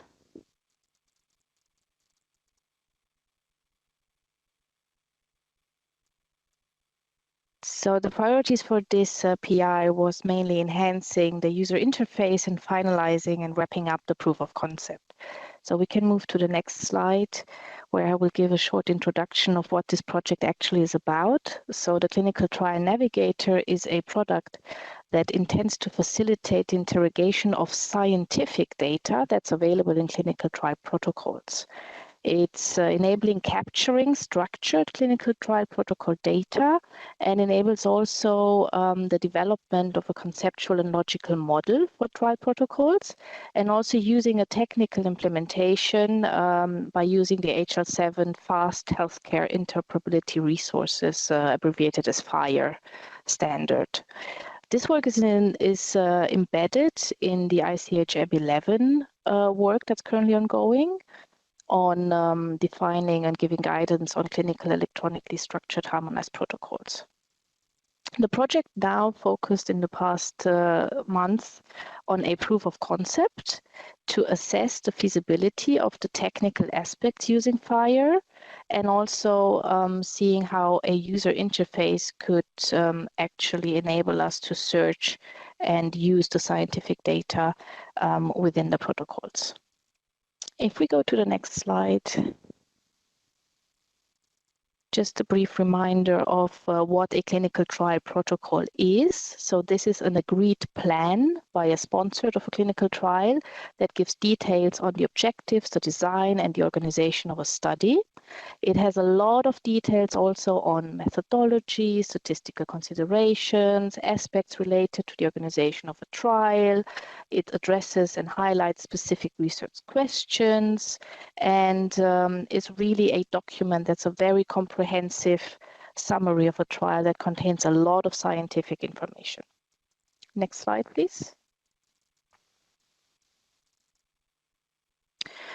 A use case that has motivated our work here was, for example, the work of scientific committees at EMA. During the pandemic, the emergency task force who was assessing new proposals, new study proposals for COVID-19 treatments faced the challenge or the issues, for example, to assess new endpoints that were proposed for COVID treatments. Now, in order to get an overview of previously proposed endpoints in their definitions and similar procedures, it would be really good to get fast access to the content of clinical protocols that have been submitted to EMA rapidly, at a glance, in an instance, to inform discussions as they're ongoing, and to see and put new proposals into context. So what we would like to see is to be able to search across protocols to find documents and protocols for similar indications and look at specific scientific content within these documents. Another frequently seen use case is GCP inspectors who want to see what changes have actually been made to a trial. Developments evolve and what happened to these trials. Now, a technical way to address these questions is if we would have the trial protocol submitted in a data standard, we would be able to actually do a very structured search or a free text search and get access to that information within these documents. Next slide, please. So how would we describe a clinical trial protocol using FHIR? So the protocol itself contains unstructured and structured data, and we would use a bundle within FHIR that has different resources. So obviously we would link some of the data to SPORE, so defining key entities such as products and substances and organizations. We would have a resource composition that's looking at the unstructured elements, and then using already available resources like research study, group organization, and medicinal product definitions to actually structure the document. Next slide, please.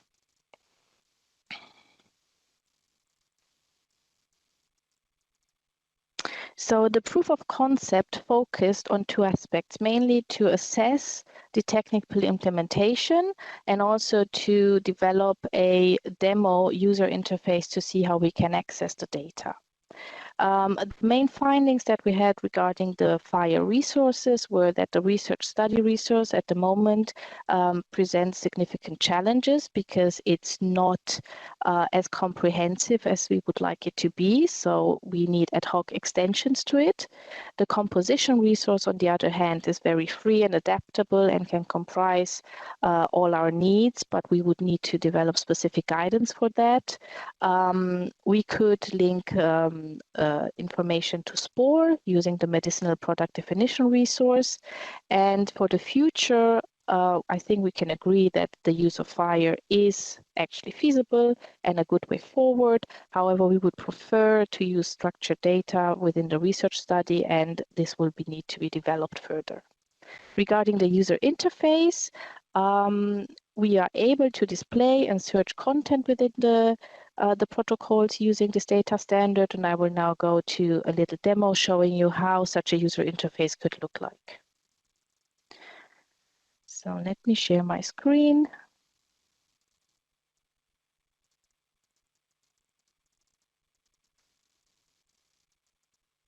Go.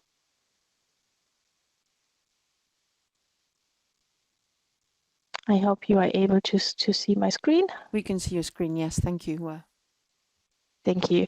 So a potential user interface it could look like is presented here. Obviously, this is a cautionary note in the beginning. This is just a demo version. So we do not have comprehensive content and scientific protocols uploaded here. This is just to demonstrate the functionality. So we would agree to this. Now, what we could do is we could search within our protocols, and going back to the ETF example, we could search for COVID trials, for example. And we could already select what we would like to see of these protocols. So we would be interested, for example, in the primary endpoints, but also the sample size in these proposals. And we can also select all other display options, or all other fields that are contained in the protocol can be actually selected and displayed and adapt to the user's needs of what to see. So I will just stick to these two for the moment, click apply and then search. And I will be directed to my search result page where I will have the titles of the study with their trial number, the date of the registration and the condition. So here we can see that actually all the COVID related protocols have been found. And then on the right hand side, I would see the two columns that I have selected to be displayed, mainly the primary endpoint and the sample size. Of course, I can adapt these display options. I could add, for example, the trial phase to get more information on my trials. And by adding this, I would get another column added that will show this information. Of course, I could also search within these fields. So I can go to advanced search. And here, the initial search term COVID, looking at all the fields within the protocols is maintained, but other search criteria, for example, could be the type of control or the study type. So for example, I would be interested in parallel group designs. I could submit and my search results will adapt based on the study type. And again, I would see all these changes here. Looking at the second example that I mentioned is to see how a clinical trial protocol evolved over time. If I would go to one of our dummy trial examples here, I would actually see the whole protocol now displayed in an electronic way. So on the left-hand side, I would have the structure of the protocol with the subsections that are there. And on the main screen, I would see the complete content of the protocol. And one of the possibilities now is to click on View Amendments. And here, only the changes, only the fields that have changed during the evolvement of the protocol are displayed. So I would have the original submission and then the latest amendment at the moment, that's the current version that's there, and the fields that have changed would pop up. So for example, in the history of the amendment, my sample size has changed from 100 to 110, or I would have another summary of changes that gives a rationale. So here, this will be very easy to see at a glance how the trials, how the protocol evolved. Going back to the search results, in the future, what will also be a nice feature if I have a lot of search results is to get a report overview. So by clicking on reports, we would be able in the future to actually summarize the data already. So to get at a glance, see the sample size summarized of all the trials, for example, gender, population, the start date, and just to get more information of my search results. And I think this concludes my demo. Thank you very much and happy to address any questions. So thank you very much, Ina. Looks like we have some questions, so we will go back to Slido, and I will ask the first question while Slido is coming back to the screen. So the first question is it planned to include only data from CTIS or also older trials from Udra City? So at the moment, we are not, we have not reflected yet on the whole implementation phase. This was just a proof of concept to see that it works. But for the future, I think the aim would be to include as many trials as possible. But this needs to be decided as we think of the next steps for the implementation. Oh, thank you very much, Ina. The next question is about IMPs, if they will be reflected in the city protocols, still using the development product in Article 57 or from the Sport PMS, especially if fire is used, so it will be based on ISO IDMP? Now, this is a very detailed question where I don't have an answer to, unfortunately, but I can get back to the requester in writing. Thank you. And the next question is from Adam, is about research studies at maturity level 0. So it's understandable that it doesn't meet any of your needs yet. Are you working with a relevant fire work group to advance the resource maturity through your use cases? But nothing yet. Yes, we do. Part of our work is also collaborating with the HL7 Vulcan group that is actually really looking at how we can incorporate the clinical trial protocol use cases into the fire standard. So thank you very much, Ina. And we leave the question open. So Ina, you are, or your team can answer in writing the questions. So those will be published on the website. And thank you very much for this wonderful demo. And I think we can go to the next. And we will move to the next value stream, which is the product lifecycle management value stream, so the PLM. This is where we will find all the products around the management of the authorization and the lifecycle of medicinal products and of certain medical devices. For people who just join us, I would like to share some information about how to give feedback through Slido. So you can connect either through the QR code or with a code. And in Slido, you can choose the room for which you want to give feedback or ask question. And you have two ways to give feedback or ask question. If you want your question to be public and seen by everyone, you can use the Q&A. And we will try to answer as much the time allows at the end of the demo. And if you choose the poll, those will be feedbacks or questions we will take with us and analyze them for us, but won't be public. So thank you very much for your understanding. And now I'm giving the floor to Christina. She will present us the electronic application form, EAF. Over to you, Christina. Thank you very much, Jean-Michel. Hello and good morning, everyone. So I would like to present what we have been doing during this very busy quarter. So you may have seen that we haven't published so many release notes or things in our production system, but that doesn't mean that we haven't been working. Behind the scenes, we have been very, very busy. So we have been working on large number of bug fixes. I will not be demonstrating any of those fixes today, but I really wanted to show you something that we have been working on and things that will be coming to you very soon in the production environment. Another thing that we have also been concentrating is the deployment strategy, which is for the whole PLM portal. But if we really look at what we have done, so today in the demo, I want to show the most important things from our objectives and our achievements. So these are the clone application, the availability of the split and match merge caps, and of course all the NAP products in our lower environments for testing purposes, a feature called clone scope, ability to add packages into the applications, and also show how we are now showing who else has a coordinator access to your application. So I would like to share my screen. So I'm attempting to show these things in production. So let's see here. I'll show this first.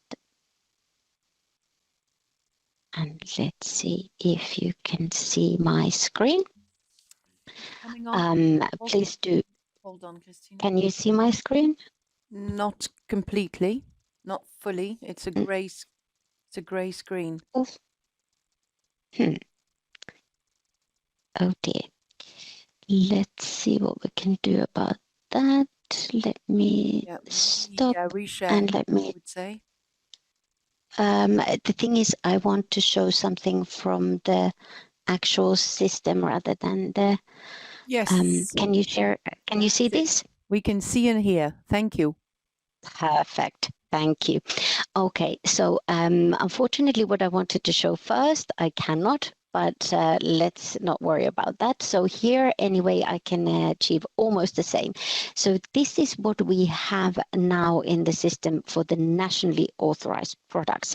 So you can see that there are a large number of these products available. I wanted to show you with a different profile so you could also see some other products. But here we have various entries for nationally authorized products. You can see that the languages are reflected here. Searches can be done and filtering can be done.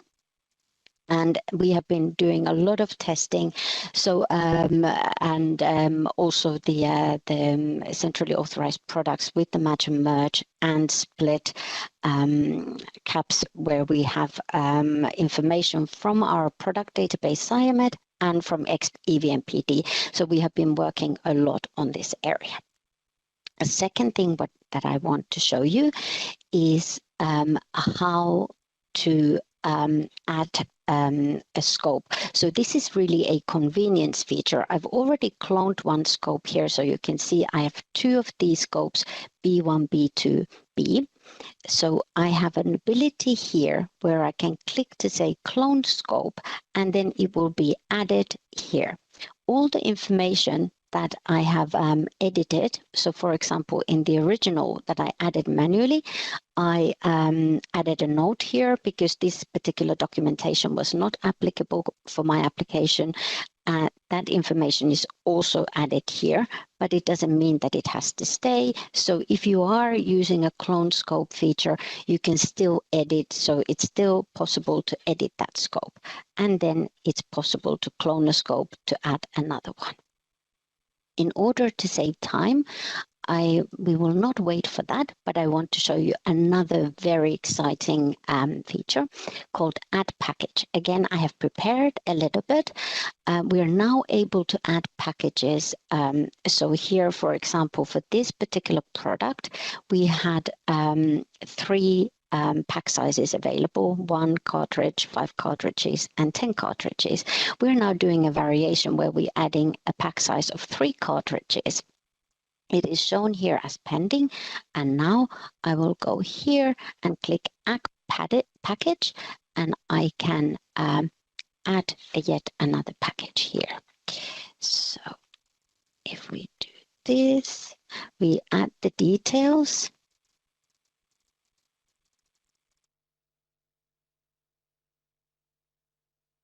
Cartridges. Like so, we submit. And then we can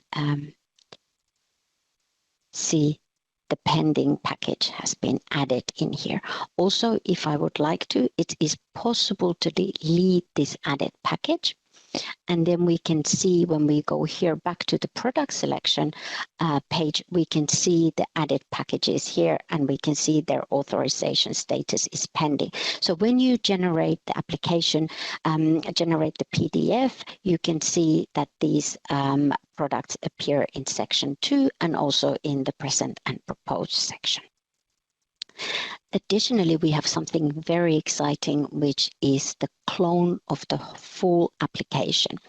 So here we are now able to select any of the previously created applications, and we can go here and click this button, clone application.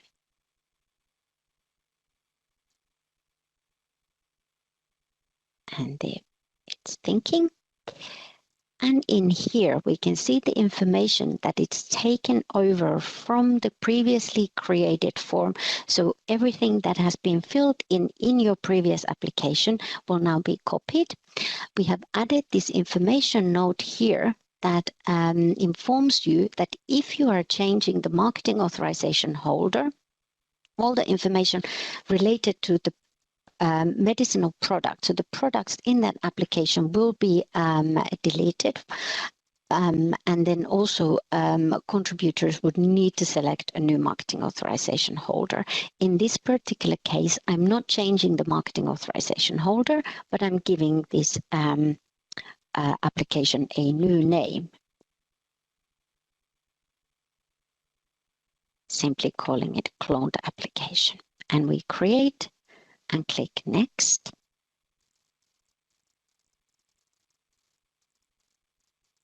And here I can show you this feature that I mentioned. We have already implemented in production an ability to see who else has an implicit access to this application as a coordinator. We are now adding this into the first screen where you are creating the application. In here for this particular user, we don't have anyone else. And then when we click next, you can see that the application will be cloned. So I will now move back to this view to show you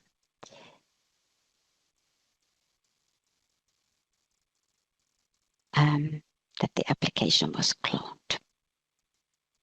So just as a caveat, as I said, these are things that we have been working on. They are not yet available in our production environment or in the environments that are for external testing.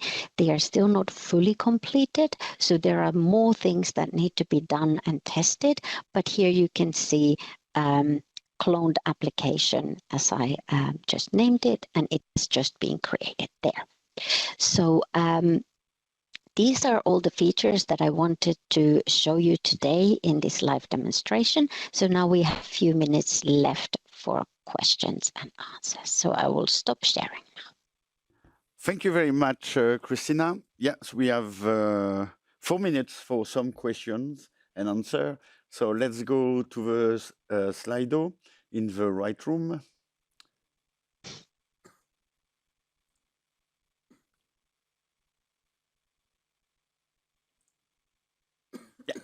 So the first question is about the pack sizes and packages, which are 2 free text fields. So, and the question is about when is it planned to have the packaging data enriched in PMS for EAF purpose? And we have seen that question also in a previous product. So in the context of medicine shortages. So I think it's a very critical question. Everyone is asking that. It indeed is. So we have been working together with our IRIS team for the regulatory procedure management system, because that's also a system that links where our procedures are.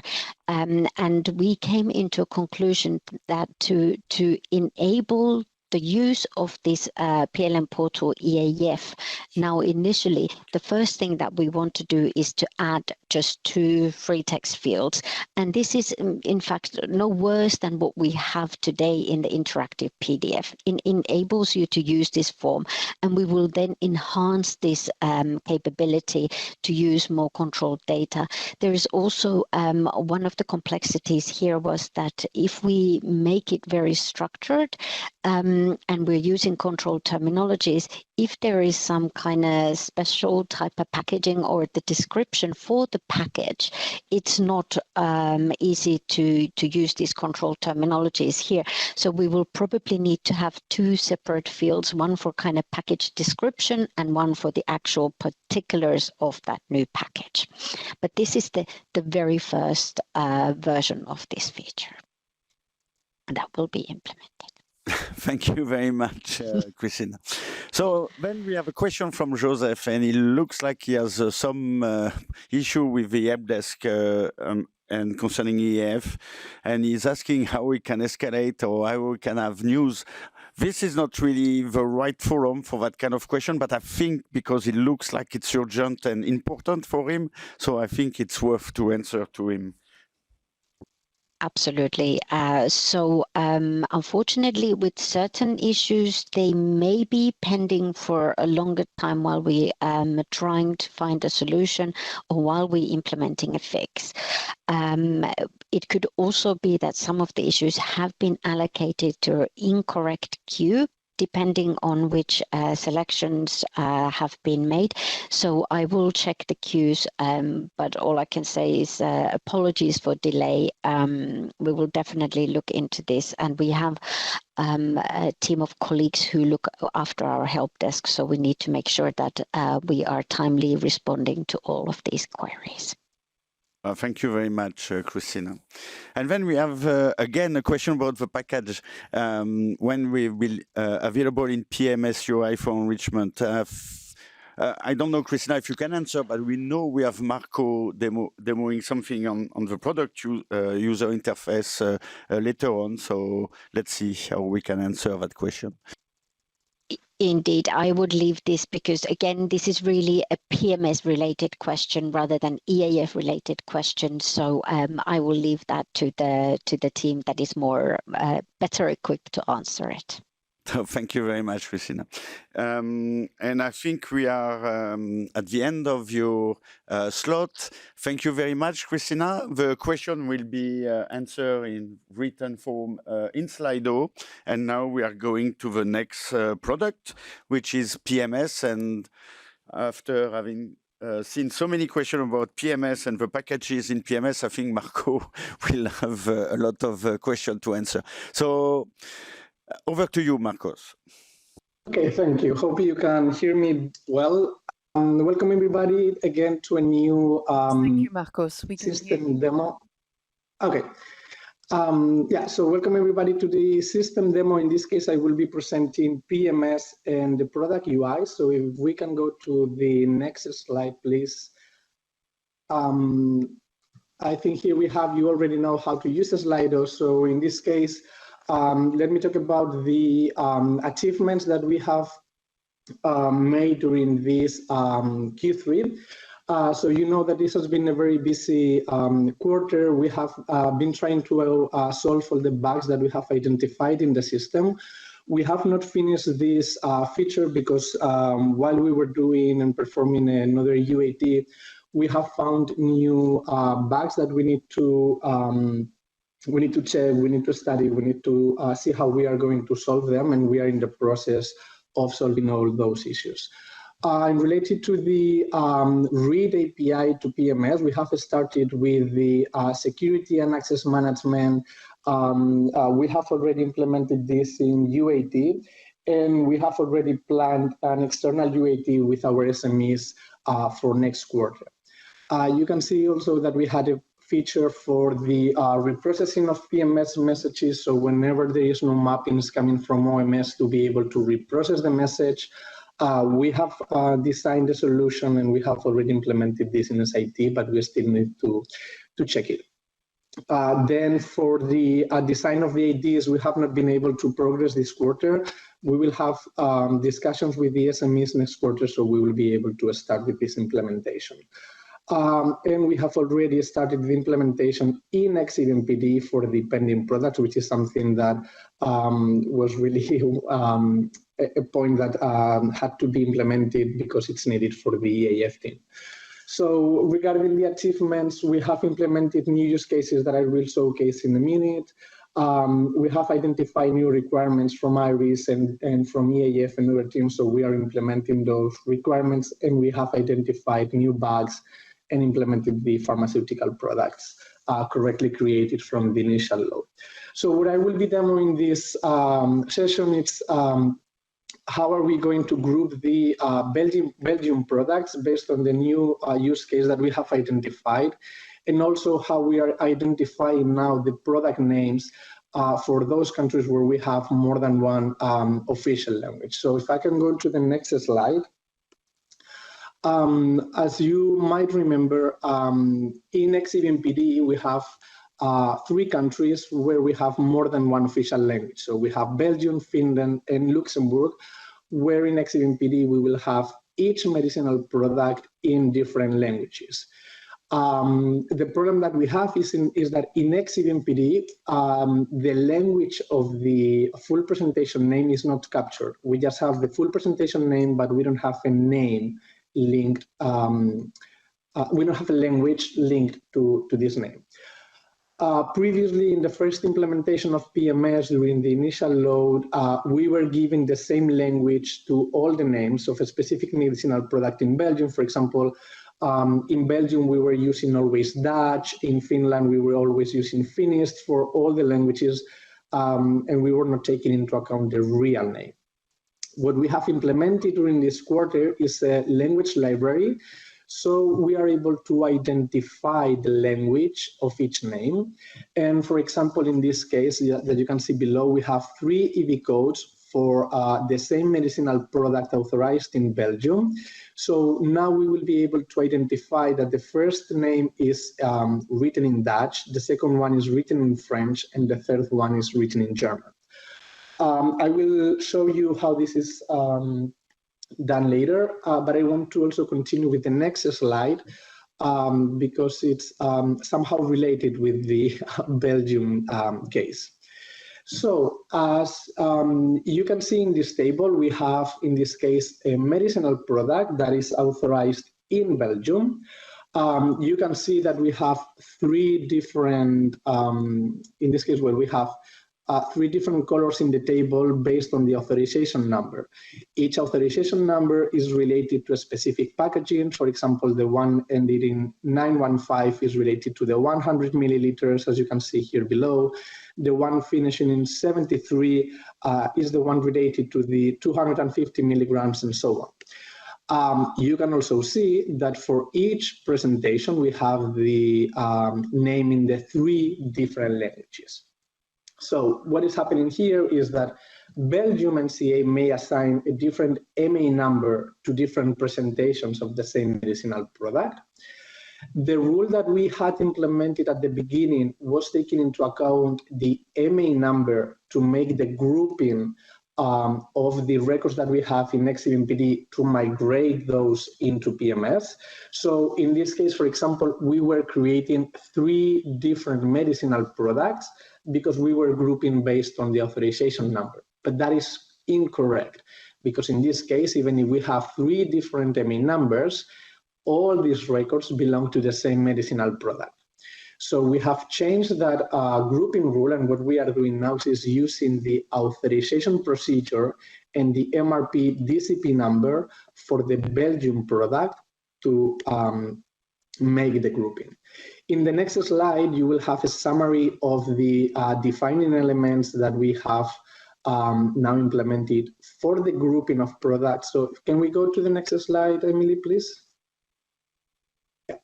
So in this slide, you can see a summary of the grouping elements that we are using to group the products coming from ExhibitMPD to migrate them into PMS. So all of them will use the marketing authorization holder, the country, the substances and the strengths as well as the authorized pharmaceutical dose form.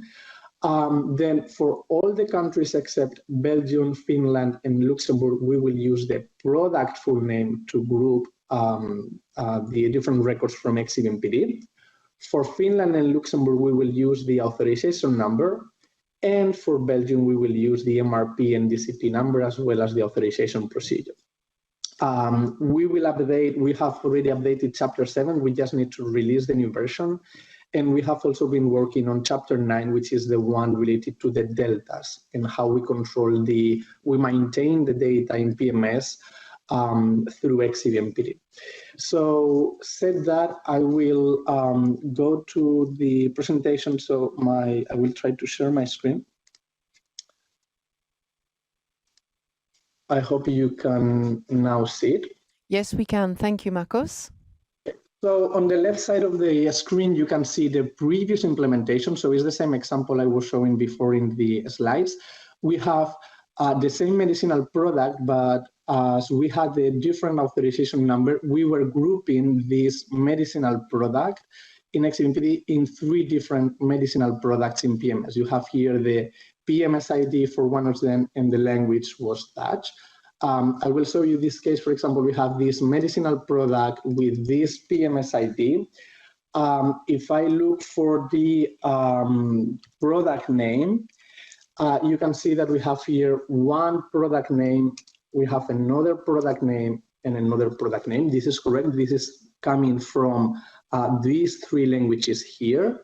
But you can see that if I scroll down, the country language is Belgium. That is correct because it's a product authorized in Belgium. But the language is this 72169. This is an RMS term, which is an RMS term for Dutch. This is happening for all the different products names. So for example, here we have the solution per infusion, which is French.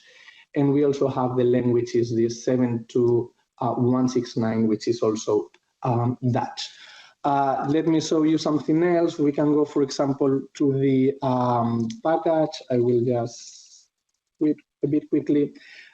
In this case, we have 1, 2, and 3 packages related to this medicinal product, which are these 3 packages. As you know, for each EV code, we are creating a different package medicinal product.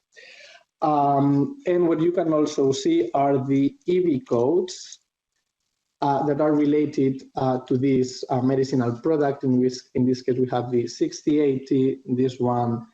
We should have also the 5097 here, and also the 6081. So we were doing the grouping that way. What are we doing now? In the new implementation, we will have the same EV codes coming from ExhibMPD, but in this case, as we are not using the authorization number, we will just create one medicinal product in PMS, is this one. So we have this medicinal product. If I look for the product name here, you will see that I have, again, 3 medicinal product names, 1, 2, and 3. But in this case, if I scroll down and I look for the language, in this case, I have this 72178, which is German. This one, which is the French one, we have 72175, which is French, and the same for the other one. So we are identifying correctly the language of the medicinal product. In this case, what is happening, and that is something that we will discuss in the future, how we will solve that. Let me just go here, is that in this case, we will have more packages. Let me see here. We will have 1, 2, 3, 4, 5, 6, 7, 8, and 9 packages because we are grouping 9 different EV codes. This is something that we will discuss, how this is going to be enriched or corrected, but for the moment, this is what we have agreed with the SMEs. So this is what I wanted to show, how the new implementation of the grouping of Belgium products is done, and also the identification of the languages. And we have 3 minutes for questions. So over to you, Emily or Jean-Michel. Thank you very much, Marcos. So we have, as you can imagine, a lot of questions for PMS. So we're coming back to the Slido.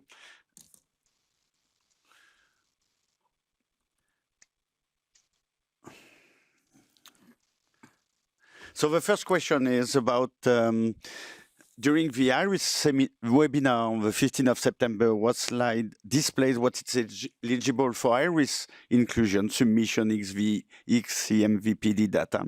How does it align with PMS that becomes the single source of truth for Article 57 in future? What's the target operating model? So that one, I cannot reply to that. I'm sorry, because I wasn't present in this webinar. Veronica was not either there. So we will try to look for more information, what was presented in the IRIS meeting, and we will reply in writing to this question. But we are sorry we cannot reply to that because we were not present in that meeting. So it wouldn't be fair to reply to that without the information. Thank you, Marcos. Then we have a question from Joseph about the IDs which are generated in stages. So the question is about how will the MH get the IDs once they are generated or changed? At the time of PLM enforcement, will those IDs be mandatory and checked when validated the application? Yeah, so for the moment, for this initial load, what we are able to generate are the PMS IDs only. Obviously, once the product is included in PMS, this ID will be generated and you will be able to see this one through the PLM portal. Once we have the data ready to generate the MP IDs and the PC IDs, we will also generate them. We are discussing in the next quarter with the SMEs how this generation is going to be done, how are we going to maintain those IDs, how if these IDs are changed, how we notify the users through acknowledgements, through notification. So for the moment, only PMS IDs are available. And obviously, they are used in the EAF and in the PLM portal. So, yeah, just bear with us while we have those discussions with the SMEs so we can have more information here. Thank you very much, Marcos. So I'm looking for the time. And I think, so we have still more questions, and I think the team, Marcos, Veronica, and all the team will answer in writing in Slido. And now we will move to the product user interface, where it's, again, Marcos who will do the demonstration. And for people who just join us, make sure you choose the right room, so it will become the PLM Product UI room, PUI, and I will hand over to Marcos for the demo on the product user interface. Over to you, Marcos.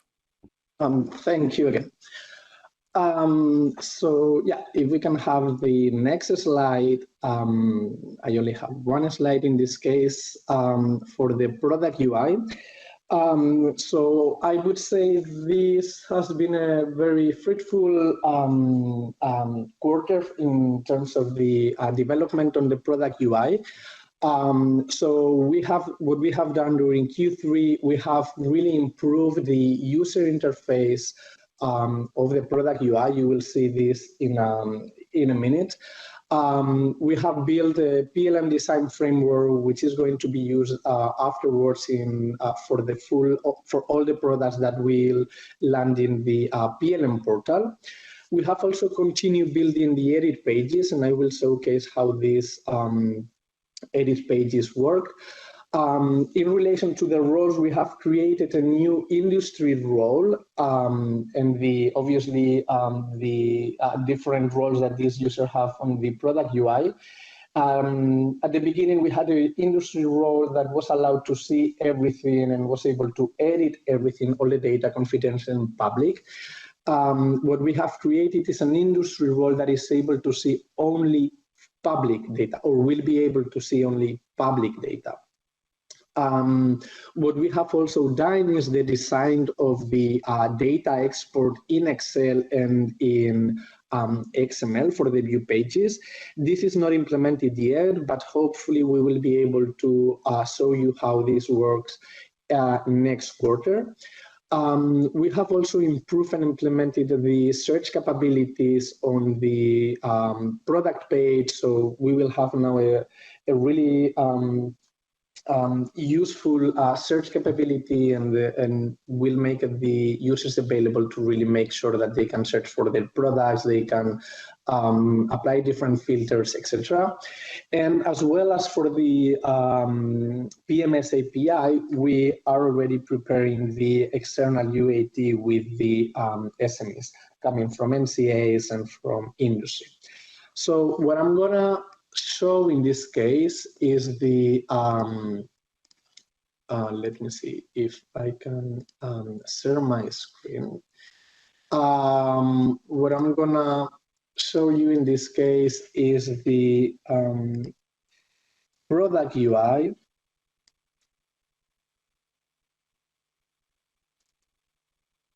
Hopefully you can see this. So not yet, Marcos. Not yet. It's not. I don't think you are sharing. Okay. Now it should be.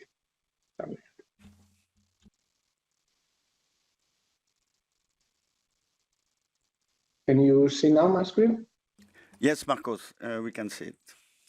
Okay, so what do we have now here? Let me go back because I didn't load it. So this is the PLM portal. I have signed in this case, in environment where I have access as EMA data steward. So I have access to all the products that are in this environment. And if I go to these products of my organization, I will land in this page where I will not see any product. Here we have a comment, use filter criteria to get the results. This landing page will be the same for industry and for NCA. So what you need to do first of all is to include some information here to start with the filtering. What I usually do, for example, is I want to search for specific products of an EMI holder. Sorry, this is an EMI number. I need to reset this. From an marketing application holder, which is current in this case. And when I search, I will be able to see. Sorry, Jean-Michel, I think one of the mics are on. I don't know if I can hear some noise. Well, I can continue anyway. So what I'm doing here is just loading data where the marketing authorization holder is Kern. You can see that I have all these products loaded. And you can see here that I'm showing 100 entries, but the total number of records are 223. So the system is telling me that if I want to rest of the products, in this case only the 223, I can click here, and in this case the system will start loading all the information that I have for this specific filter. You can see that I can show in this case 10 or 50 rows I can display here, as well as that was implemented in previous. I am able to download a list of all the products that I have here, and you can see this one here. This would be the list of products with the data that you see in this page. What I can also do is continue applying filters. So, for example, in this case, what I can do in this is your sound is terrible. Actually, we actually can't hear you very well. Okay, let me.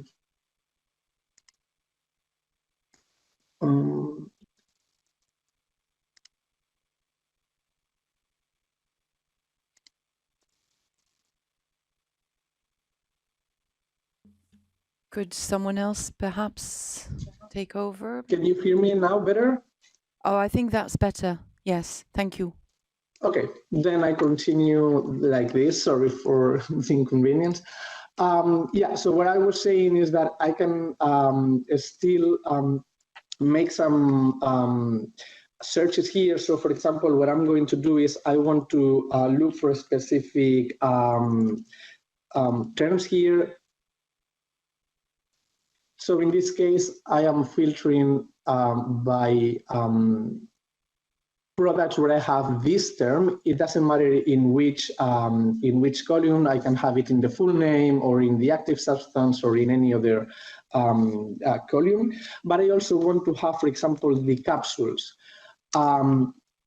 In this case, the default is AND, so I'm just looking for products where I have gabapentin and capsule, but I can also filter for products where I have gabapentin or capsule. And that's why, for example, I have this one here, the test product, because I don't have gabapentin, but I have capsules. And also I'm here using the products from Kern.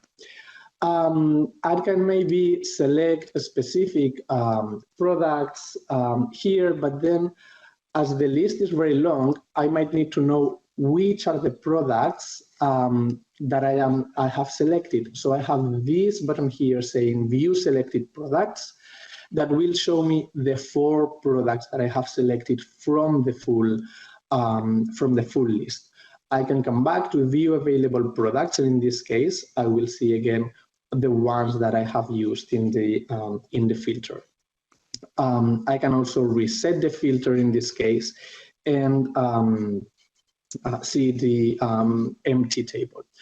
Now that what I want to do, and in this case, I might need to sign it again here. No. So in this environment, I have the user rights for an NCA role, in this case the Spanish NCA, and that's why here in the filter is already applied the country Spain and Europe, because as an NCA I can see products from my organization and also the European products. So if I click on search, I will be able to load the products that I have under my profile. This would be the case as well for industry, but in order to have the filter, we will use the MA holder table. In this case, you can see that I have more than 5,000 records, so I have the same message here. I can click here and the system will load the rest of the products in here. I will actually look for a specific product that I know, which is this one, which is a test product that we are using. And I will show you how the data would look like for this product in the view pages. I don't know if you remember, maybe not, the previous system demo, the system was, the view pages were already there, but we have improved the layout and the user interface, so how we see the data and how the users will see the data is a bit more user-friendly. It's a bit better to understand. So what we are doing right now is showing this a specific user interface for the read pages. You can see here the PMS ID, the domain, and in this case we have included all the names because this is a centralized product, so we will have the name of the medicinal product in the different languages. I can, for example, select the, I don't know, the Spanish one. I can display it. I don't have name parts, so let me go to the, maybe the English one will have all the sections.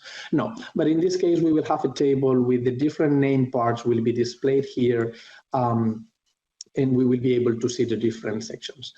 In the medicinal product name part, we also have the legal status of supply, a pharmaceutical dose form. We have all this information here. We have information about the orphan designation, the pharmacovigilance related information for the QPPVs, the pharmacovigilance inquiry information, PSMFL, etc., etc. So all this information is loaded here.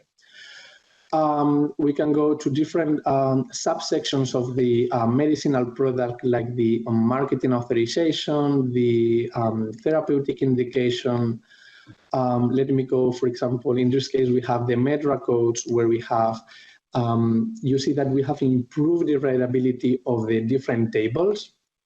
We have the Medra codes with the comorbidity, the intended effect. We have information related to the manufacturers.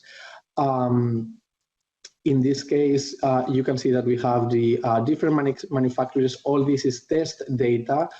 So we can show it here in the demo. You see the different business operations, the different start dates, the confidentiality for all the different manufacturers. You can see that we have implemented here the download of the manufacturer's information that will be displayed in a similar way as the one for the list of products. We have the different manufacturers with the different business operation activities. In the future, the idea is to continue implementing the download of information, being able to make reports of data, etc., etc. For the ingredients, we have also improved the layout. In this case, we have the information of the active substance, the excipients, with their information related to the manufacturers whenever we have data. For example, in this case, we have the, this is the manufacturer with this specific operation activity with the dates, and at some point we will have also the certificate master files, etc., etc. If we go to the package information, I will not go through all the pages, but we have implemented here the package items, which is something that we have been asked for a couple of times. So we have implemented the granularity of the package items for the specific packaged medicinal products. So let me show you whenever I'm able to. For example, we have this specific package with one vial and one syringe. This would be at some point the PCID. And here you can see that we have a container, which is a box. We have one box. I can display this information, and I have two containers under this box. One is one pre-filled syringe, and the other one is one vial. I have more information, for example, under the vial, which is 2 cups, 1 container, and 1 stopper. And if I want to see information related to the pre-filled syringe, I can come here, and I will go to the information of this pre-filled syringe. I have the material, which is this one. I have the manufacturer item, which is a syringe with a solution for injection, with all this information, and we will have the manufacturers related to that. So this is how the package items will look like, and we will also implement the edit pages, so it will be easy to include the different granularity.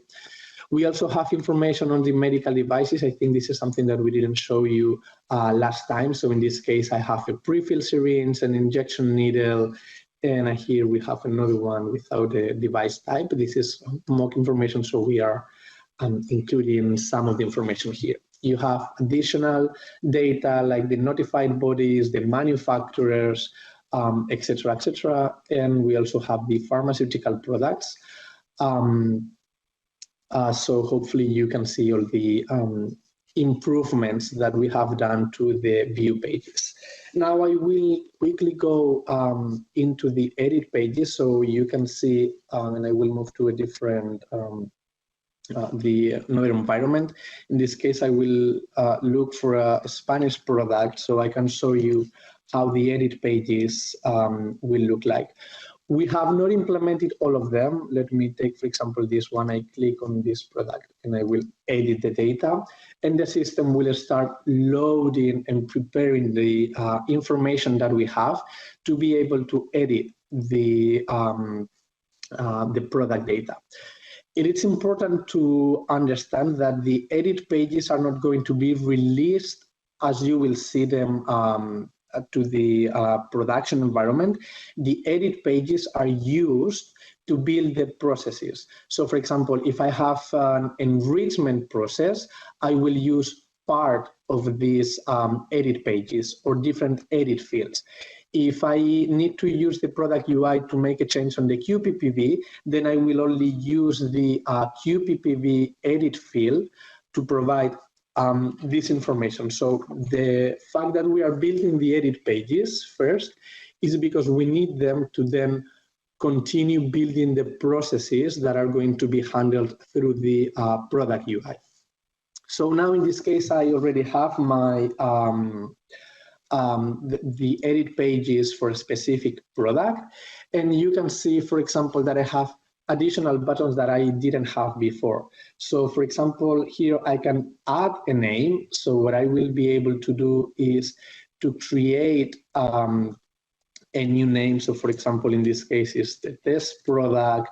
The country will be, and here I display the RMS list for the countries. It will be, for example, I can look for Spain. I can select it, and I can also select language, which is Spanish. So all these filters are going into RMS, a copy of the list that we have in RMS, to be able to include this information. New name if I need to include several names. Here you can see that I have now this new name. I can also add the supply term, for example, and in this case, the system will go to the specific RMS list. I can say, okay, this is a general sale. I will save it and I will have it here. Then if I want, I can remove this term. Imagine that it was included wrongly, then I can remove it. I can include, I don't know, promotion terms. I can include this here. I can change the pediatric use indicator, yes, no. I can include different information. I can also go, for example, to the therapeutic indication. I can include the, this is my indication, the full indication text, and this is in English. I can include that, select. I can also look for the MEDRA terms that I have in RMS in order to include all this information. So I will search, for example, by pain, and I will have the related items here. I have pain and, I don't know, pain back, for example. I can include these two MEDRA codes for my indication. Then the system will take these two terms. Now I have additional information to add. So for example, I can add the comorbidity. In this case, it's, for example, diabetes. I can select the comorbidity for this one. And I can also include intended effect. So this is the very basic edit pages. As I told you before, these will be used in the future to build the different processes around. We will also build the bulk update. We will also build the copy functionality. So all these processes will be covered by these edit pages, but at least you can see what we have been working on. We still need to work on the, for example, the edit pages for the packaged medicinal product and the pharmaceutical product, but we have already continued and we have already implemented, for example, the one for manufacturers, where you will be able to see all the manufacturers coming from OMS. So I can make different searches for organization, and then the information will be loaded here. I can pick the manufacturer that is the one that really belongs to my medicinal product. This might take a while because we have a lot of organizations that we need to search by, but maybe because I need it to be a bit quicker, I will just select this one, for example. So you can see that once I select this manufacturer, the information coming from OMS will be loaded here. So you will have the address, the org ID, and the log ID. So with that, I want to give time for questions. So Jean-Michel, back to you.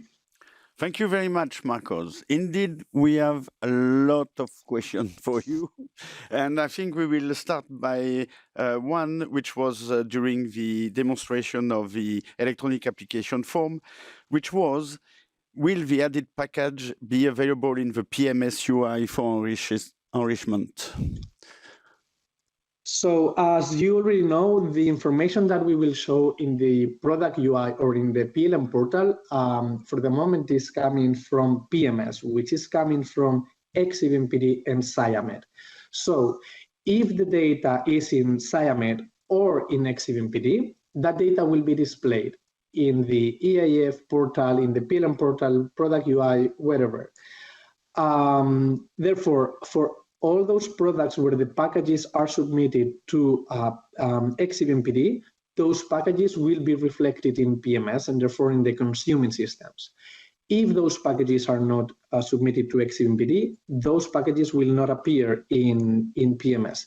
But as Christina was also saying, that is not worse than what we have now with the PDF EAF.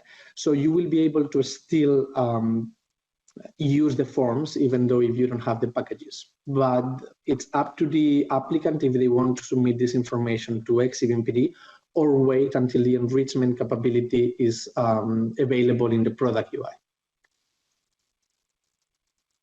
Thank you very much, Marcos. So now let's go back to the top of the list. And the next question is about the strategy for the data enrichment. Will there be a phased approach, and what are the highest priority data areas for consideration? And when will this be communicated if the development is not yet at the right maturity level? Yeah, so again, we are working on the edit pages. Now, what we are going to start next quarter in next year is to work on the different processes, and we have different processes identified, enrichments being one of them. So until we don't have more information, we are not in a position to tell you when enrichment will be available. We don't know if this might be in a phased approach, saying, okay, first submit your manufacturers and then submit your packages or your legal status of supply. We need to discuss all this information with the SMEs and the different stakeholders.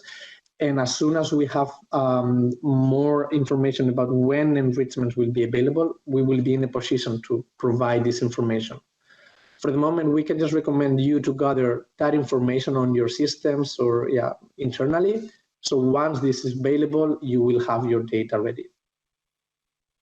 Thank you very much, Marcos. The next question is about the export of download functionality, when it will happen. Is it planned for the first phase? Yeah, so we have different export user stories. We have XMLs, we have Excel. Then in the Excel, we have the list of products. We might have product data. So I want to have all the manufacturers' data exported in an Excel, or all the packaging data exported in an Excel. We are working in chunks on these user stories. The export functionality, ideally for the full list of products, will be ready by the go live. And if possible, also the one in XML, so in Fire. For the rest, we will need to check how the work is progressed and how much we can deploy and deliver, but the basic functionalities for the exports in principle will be ready in the first phase when we go live with the product UI. Thank you very much, Marcos. Then we have a question about the dependency with the ESMP, the medicine shortages monitoring platform, and especially about the package level for all products. Is the dependency with the ESMP recognized by the product UI team to support the enrichment before February 2025, the date of go live of the ESMP? Yes, we know we have that dependency.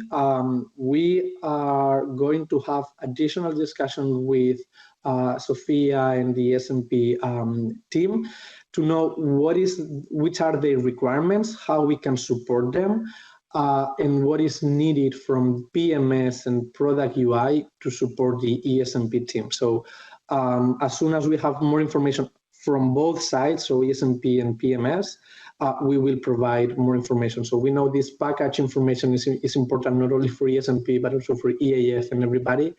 So please bear with us. For the moment, the data that we have, as I said, is the one coming from XCMPD and SIAMED. So that's the package information that we have at the moment. So, and we know that we have some dependencies with other teams. So thank you very much, Marcos. And let's take the last question before we move.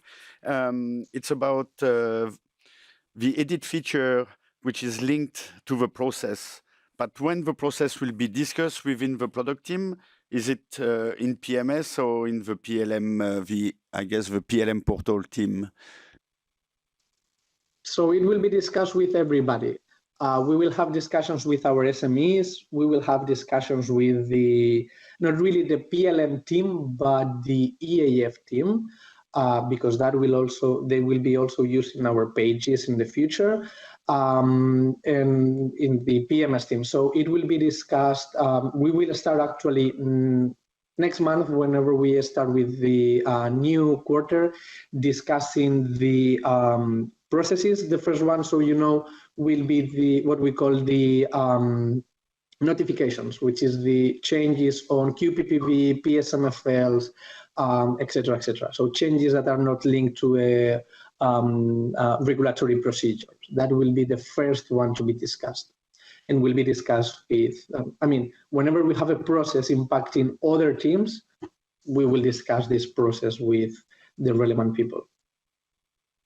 So thank you very much, Marcos. And because I see there is a question about the API, if we can answer that quickly, because I think it's a question and many people would like to have more insight about it. So because most stakeholders have already those data in their system, they are wondering when or if an API, a two-way API, will be available to be able to have a machine-to-machine exchange instead of going through the product UI. Yes. So I was explaining that in the PMS.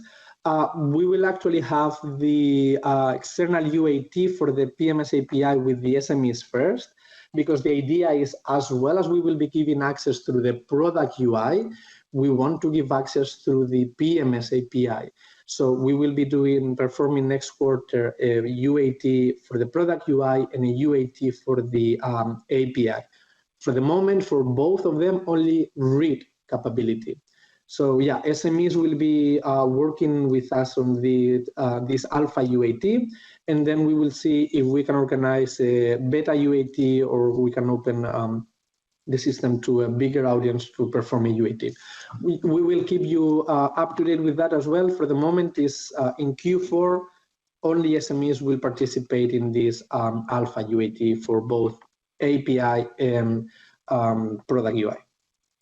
Thank you very much, Marcos. So let's move on quickly. So the rest of the question will be answered, if possible, and will be published on the corporate website near the recording of the system demo.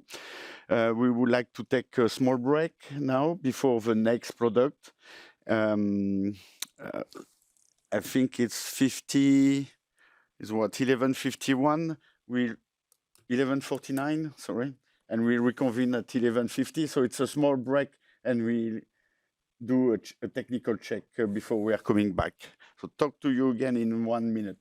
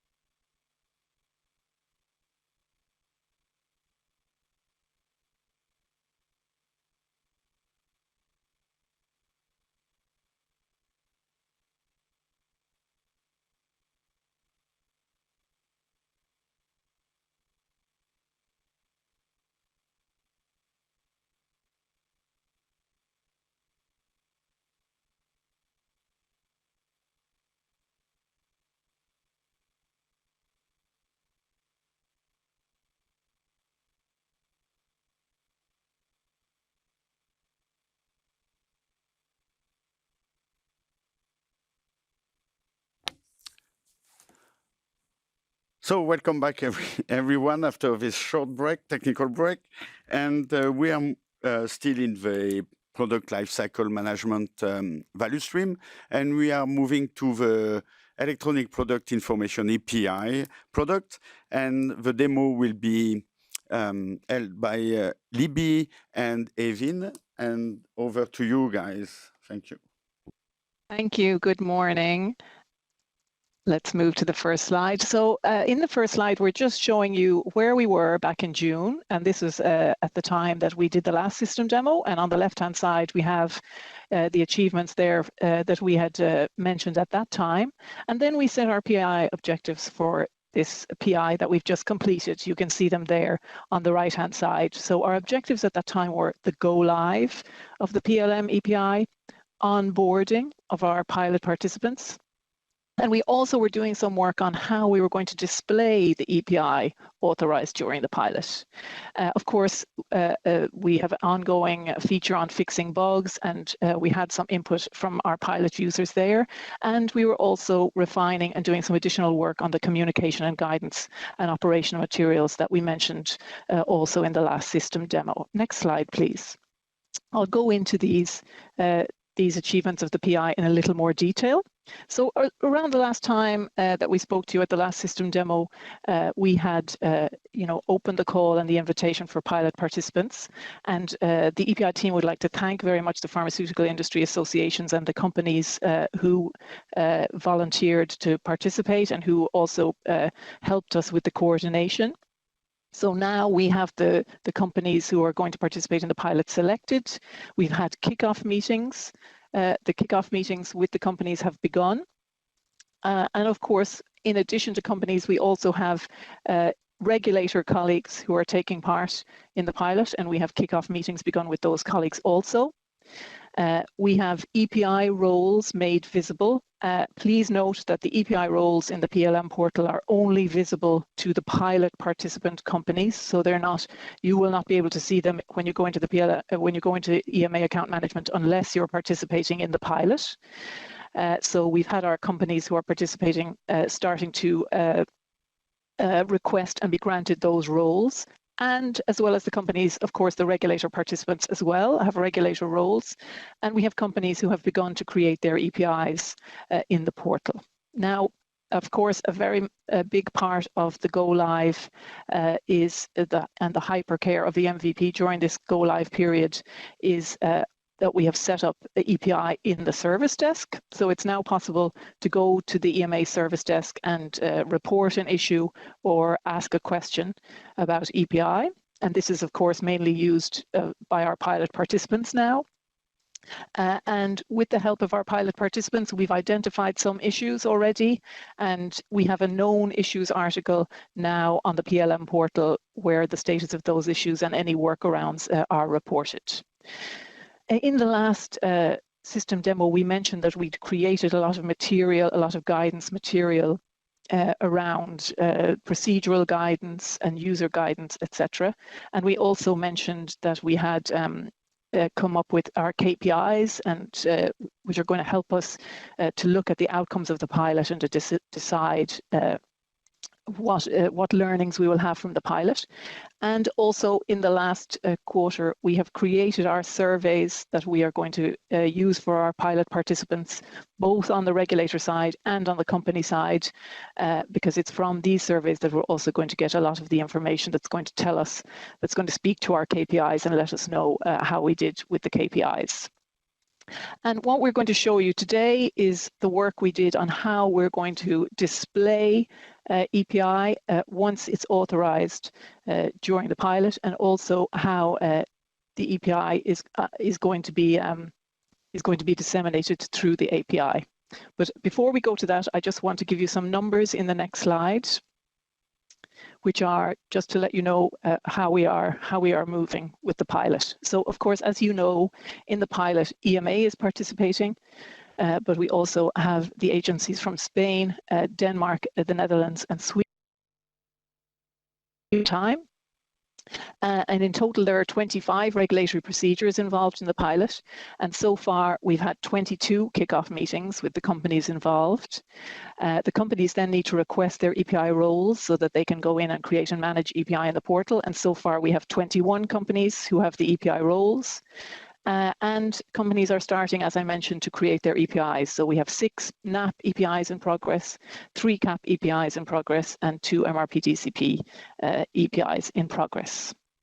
So now I'm going to just move to my own desktop to show you a little bit about the display.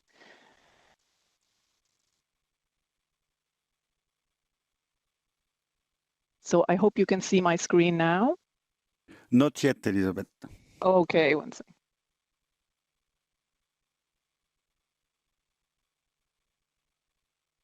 It's coming. Yes, we can see it. Excellent. Good, good. One small point to mention, which is the guidance material. Now I'm here on the live PLM portal now, and we did mention the guidance material in the last system demo. It hadn't been published to the live portal, so I do want to point out that without signing into the portal, you can go to the guidance and support tile now on the portal.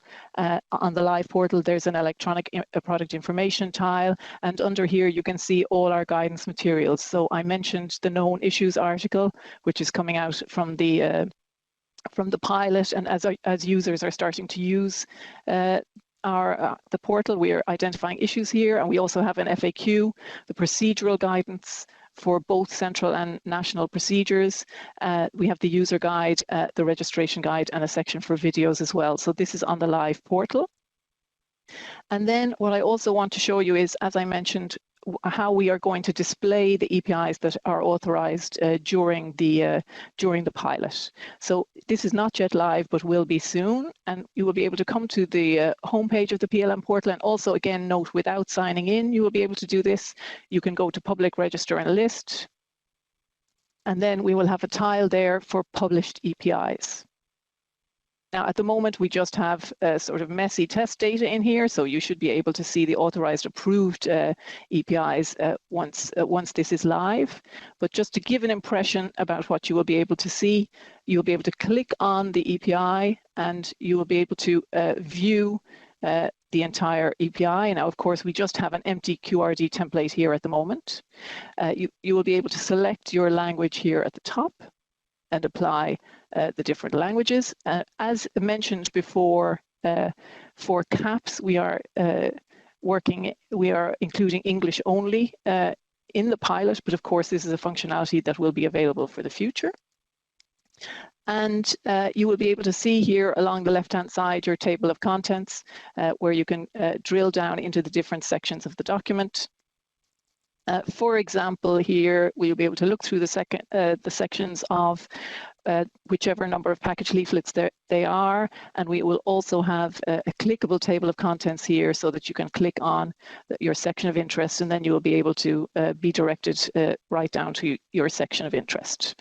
So we're looking forward to some of those EPIs we mentioned going through the regulatory process and becoming authorized and having some nice data here for everybody to view. But of course, an important aspect here is the API. So I'm going to pass over now to the network product owner, Evan from the Spanish agency, who's going to talk a little bit about the API. Thank you so much, Libby. Just to wrap up our demo, I'll talk a little bit about the application programming interface. The API is a key component of the minimum viable product that we have developed. And how it works is that as soon as an API is approved and published, it will be available via the API. The API will be publicly available for individuals and computer systems to retrieve published APIs. And now I will pass it over to my colleagues to play a quick video of the API in action.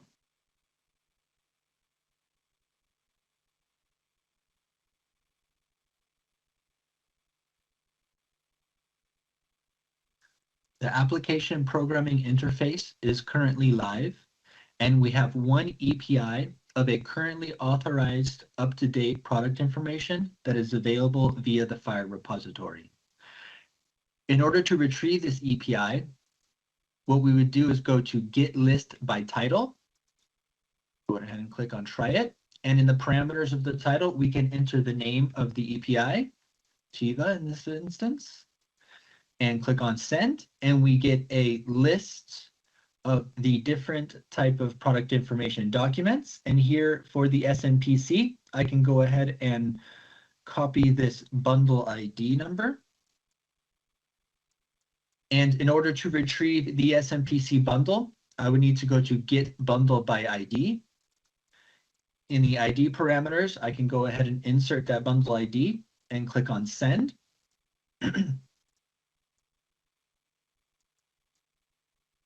And in a short moment, I will be shown the payload, the JSON payload for the SMPC. So in here, we can see all of the content for the SMPC. Lastly, if I ever want to query APIs by authority, I can go to get list by authority. And in the authority parameters, I can put in the org ID. In this instance, this is the org ID for EMA. Go ahead and click on send.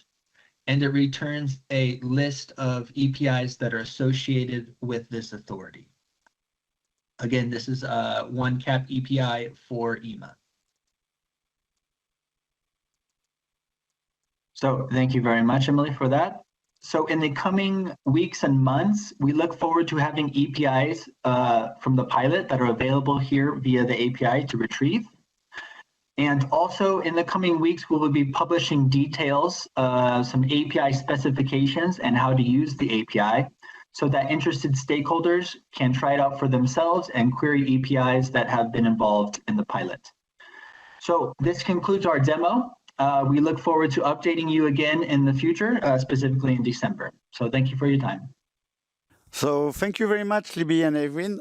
So we have some questions for you. We try to answer to them quickly because we have a few minutes.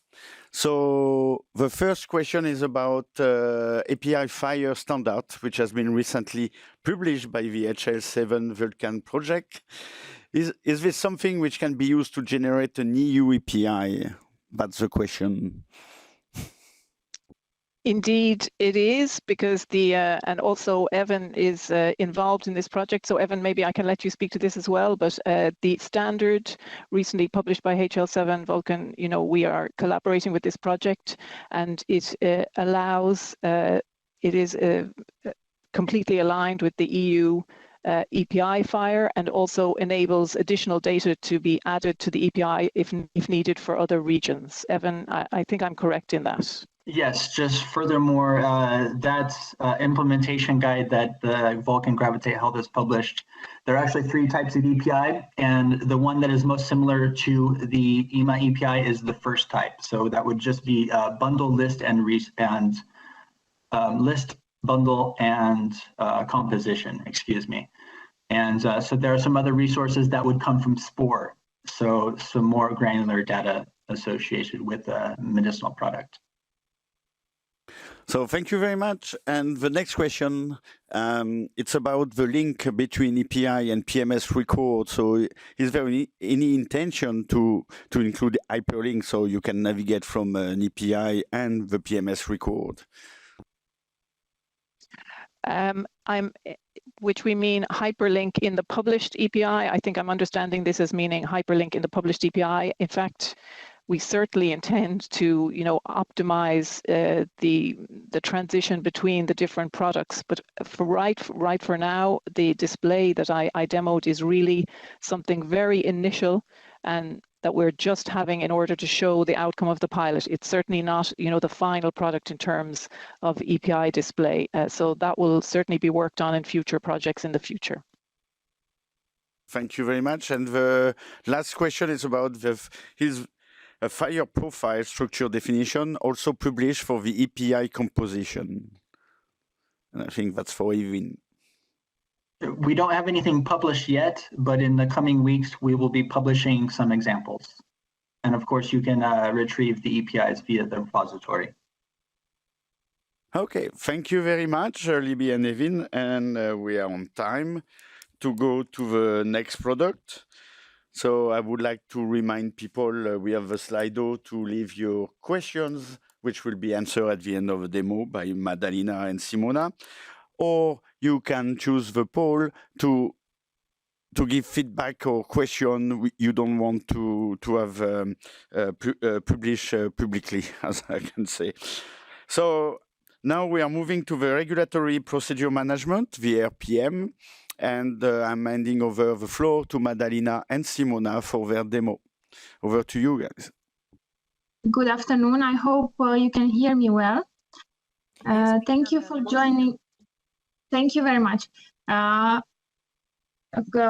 you for joining also everyone for joining the system demo today. My name is Madalina Dutamare and I'm product owner for regulatory procedures management as part of product lifecycle management at EMA. I'm here with my colleague Simona, and together we will walk you through the latest developments in ongoing and finalized this quarter in our product. In the next slide, we have listed our PI objectives, so quarterly objectives and our achievements. And I would like to start with announcing that we are happy to have finalized the upgrade of the committee secretariat meeting management, which looks really, really nice. It's more for EMA internal use, but the result is really, really nice, and of course would be of use to also our network users later on. In this quarter, we have also made substantial progress in setting up email notifications as well as case and portal management enhancements, and this is going to be showcased by Simona. We've also finalized the fee functionality, which is very challenging, and we have partly demoed last quarter. And currently we are performing extensive testing on this feature. In this quarter, we also had a pre-user acceptance testing, which we call UAT1, where we fixed critical findings. And currently, we are running preparation for the second UAT ahead of go live. In the next slide, I want to briefly just show you our plan for rollout and product selection. So we are currently developing 3 procedure types, in total 10 processes for veterinary and human domains. So these are variations, Article 61.3 notifications and marketing authorization transfers. And this is not the full suite of possible procedures in a product lifecycle. We have broken down our strategy for go live to be a phased rollout, which means with only these 3 process types, we will be able to run a limited number of products. However, this will be the first step for us to understand the real world management of these procedure types. And for these reasons, we have selected 70 human products and 38 veterinary products. We have done an internal assessment based on certain criteria, and currently we are working with the respective marketing authorization holders to understand their submission plan for the next month, so to have a controlled and low-risk approach. And this is the submission plans almost are almost completed from the company's end. We will now review what we received and confirm the product selection for the first rollout. So also on the right side of the screen, you can see how we plan to expand and transition to Iris, which means we are now at the very top with our first rollout. We will go live with less than 10% of the products, which allow management of exclusively of these products having in their life cycle these 3 process types. And the next, we plan to develop the PSURs and post-authorization measures to increase the number of products we can transition. And finally, when we'll have all the procedures possible for a product life cycle, we will complete the transition to IRIS. With this, in the next slide, I just want to make a summary of our aims and what is the IRIS vision and objective. So with IRIS, we aim to deliver optimized, sustainable, and more digitally enabled human and veterinary life cycle procedures. So our objective will be reached by using IRIS as a single, secure procedure management portal integrated with other systems, enabling users to save time through collaboration. They will have better data visibility, better processability, visibility, and overall better usability. To bring you closer to the demo and to the more interesting part, in the next slide is just a list of the more detailed status of functionalities we have developed, we are in progress to develop.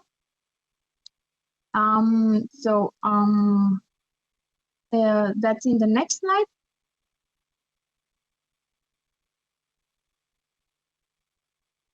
And with this, I'm happy to hand over to my colleague Simona to show you, to demo our latest developments, and following this, we're happy to take the questions. Thank you so much. Thank you, Madalina. And now I will start sharing my screen. Just if you could confirm that you can see my screen now. Screen, Simona, thank you. Thank you. Yes, just to start to demonstrate you a little bit from user journey perspective, how the system will look like.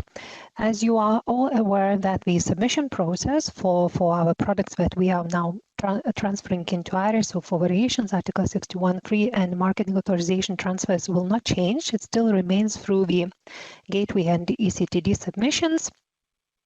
So everything stays the same, but once we receive the information, technical validation is done, and the case is created on EMA side, then you will receive a notification from EMA that the case has been created for you, and the rest of the communication, which is outside the ECTD gateway, will happen through the IRIS system. Here you can see the main page of IRIS, where you can see the guidance documents published for access. The guidance documents also include all the products which are currently within IRIS and our products we are working on. So the main thing also is to consider that the communication portal contact will become a product contact for post-authorization procedures, which we have EMA on the system. So this person will be a single portal contact for us to communicate. As already mentioned, once the case is created on our system, the company representative who will be the portal contact that I just mentioned will receive an email that there is a case for you, validation is positive, and you can access all the documents on the IRIS portal. Just to show you a kind of example of communication. And this is where we'll go to the, sorry, I will try to click now on the other side. Unfortunately, I will try to minimize them. Okay. Sorry for the technical issues. I hope you can see it now. Yeah, so just once the email will be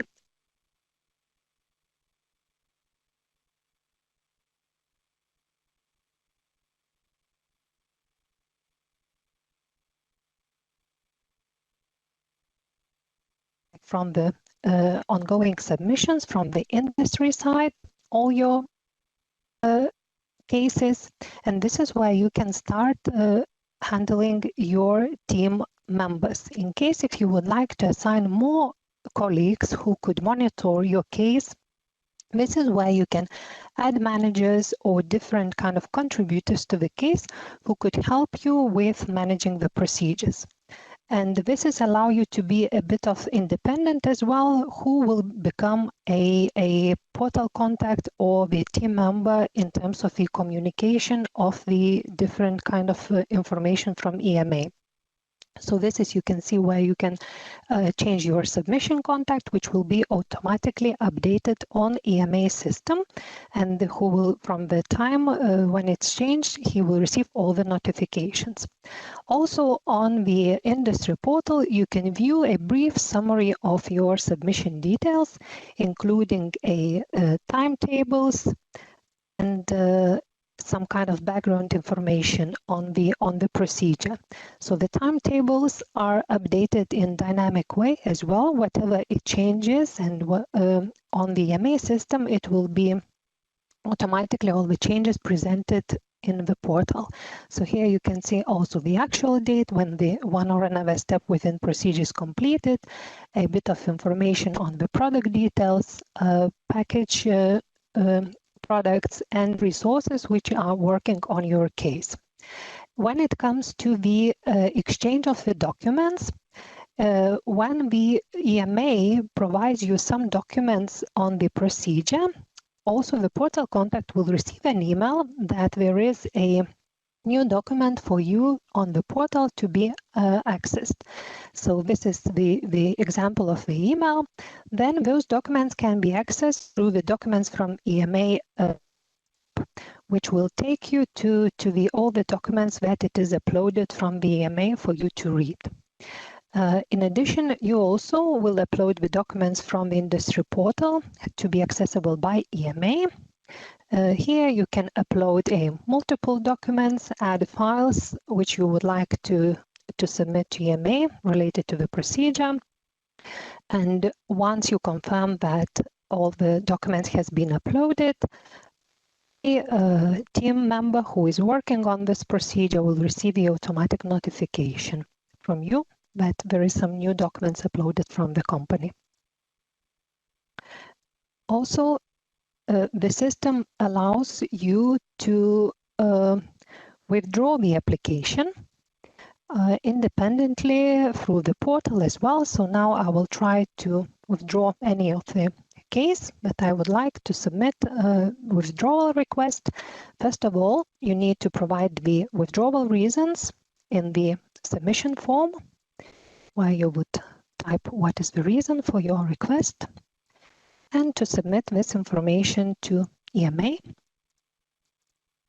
Automatically, the EMA receives also the notification that you requested the withdrawal, so no need for any additional email to be submitted, and it will save time for stakeholders involved in this activity. And here you also see, once you requested a withdrawal, your case status is changed into withdrawal requested. When it's been assessed by the EMA and the withdrawal confirmed, your case will appear under the finalized completed submissions with the status that completed and it is withdrawn. Also, what we have in the past quarter as well is to show you the outcome of the procedure as well through the portal, that once the procedure is finalized, you will be notified as well by the email received to the portal contact. But here also, login from the portal, you can see all the outcome details of the procedure, which will show you the opinion, outcome, approved scopes, refused scopes, all that it is relevant to the outcome of the procedures. Also, now going to the network portal as well, the same, this is the demonstration of the network portal, and the similar email, once we start the procedure, will be sent to the rapporteur of the procedure that the procedure has been validated positively and that will start the procedure. This is just also showing the example what will be sent to the to the network user as acting as rapporteur for the procedure. And after going to the network portal, here you have the option to filter the procedures by different types of the procedure or committee status or case category. And also there are 3 text fields where you can enter the information which you are looking for the procedure. So here I will show you the same procedure which we just discussed on industry portal and our EMA system. And here you can see also the brief introduction summary of the procedure, including also the timetable. So you can refer to this case information anytime it's needed for you. There is no need also for any additional emails to be sent to EMA staff to ask for some information to be provided. And this additional information will be applicable for you. So yeah. In addition as well, you will get a direct access to the submission folder where you can access all the documents as provided by the industry. And this will allow also to be independent in your daily job. And also another link to the case folder where all internal documents related to the work of the procedure will be accessible by the rapporteur or assessor who has access to the portal. So to work on the assessment report. And in addition, you also have the right to upload any new documents if it is needed for presentation on committee, etc. So yeah, it will be a very useful tool to save all our time and to be more independent once it comes to working on the procedures, interactions with the committees, and communication with the companies. So this is the end of my demo session. So I will pass now floor to the moderator. Thank you very much. Thank you very much, Simona and Madalina, for your demo. Now we have some questions about you, and we have 1 minute, 2 minutes to answer those questions. The first one is about to clarify the independency between ARIS, RPM, what you just showed, PMS as the process for CAPS will trigger the use of 2 platforms. First, the PLM platform through EAF and the PMS data enrichment, and then ARIS for tracking the cases for CAPS. So how all of those products interacted with each other looks like. Thank you for your question. Luckily, we have the PLM portal, which of course will be enhanced in the future. Just to clarify, the PLM portal is meant to be used by the entire network, including nationally approved products and centralized approved products. So that's why we have the product UI and EAF, for example, and DPI. And IRIS is meant to manage and work on procedures exclusively under EMA's remit. Even if they would include nationally approved products, there would be, for example, PSURs or some referrals. But in principle, the scope of IRIS is only for CAPS and EMA handled procedures. And of course, IRIS communicates with all these other databases. There is a Dataverse, which is a common layer for all of them. So we reuse data that ensures a good data quality. Thank you very much, Madalina. I think the next question you just answered, the RPM is restricted to the CAPS data only. And then let's go quickly to the last question before we move to the next product. Are there plans to grant roles in IRIS for procedure management on a product, like the marketing authorization basis, and not on a case basis? A similar request has also been raised for UPD and web-based EAF. So we do have some visibility on the product in the case. However, we do plan indeed in the future, but this is a long-term plan, to have visibility and also manage some data on the product that would be more on the contact side as far as what we know so far. But of course, let's see what with the evolution. We do have PMS and product UI, so we shouldn't forget that's the data origin. I'm not sure exactly what is what is the background of this question, but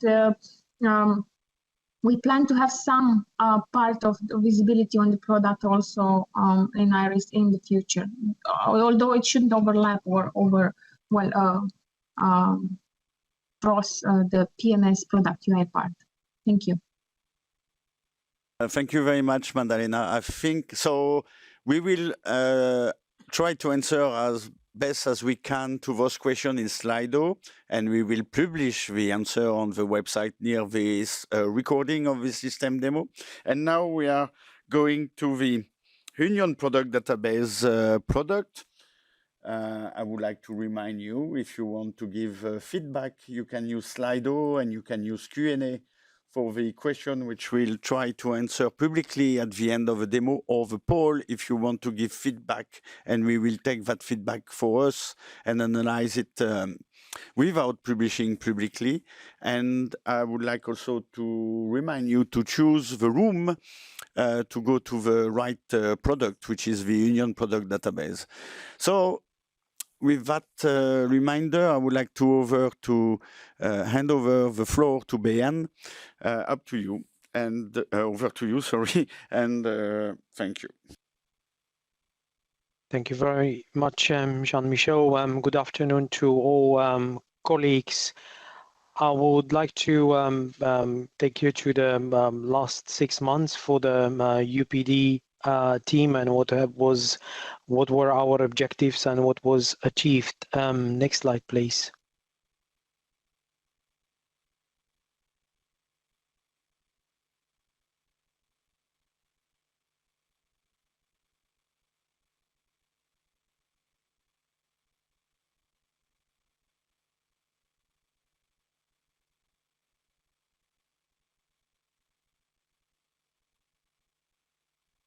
Sorry, we have the delays which are coming back. Yeah, no worry. I understand. No worry. It's less yes than this morning, okay. But we still have some delays. Okay, excellent. Yeah, I will cover almost 6 months of work because, as you know, we haven't been able to come to the last system demo. And on the left-hand side of this slide, you can see our achievements for the NCI UI users. We have delivered a possibility to create new veterinary medicinal products by selecting a product that it's already exists in the UPD. Also for NCA users, the possibility to upload a multiple product information into the UPD.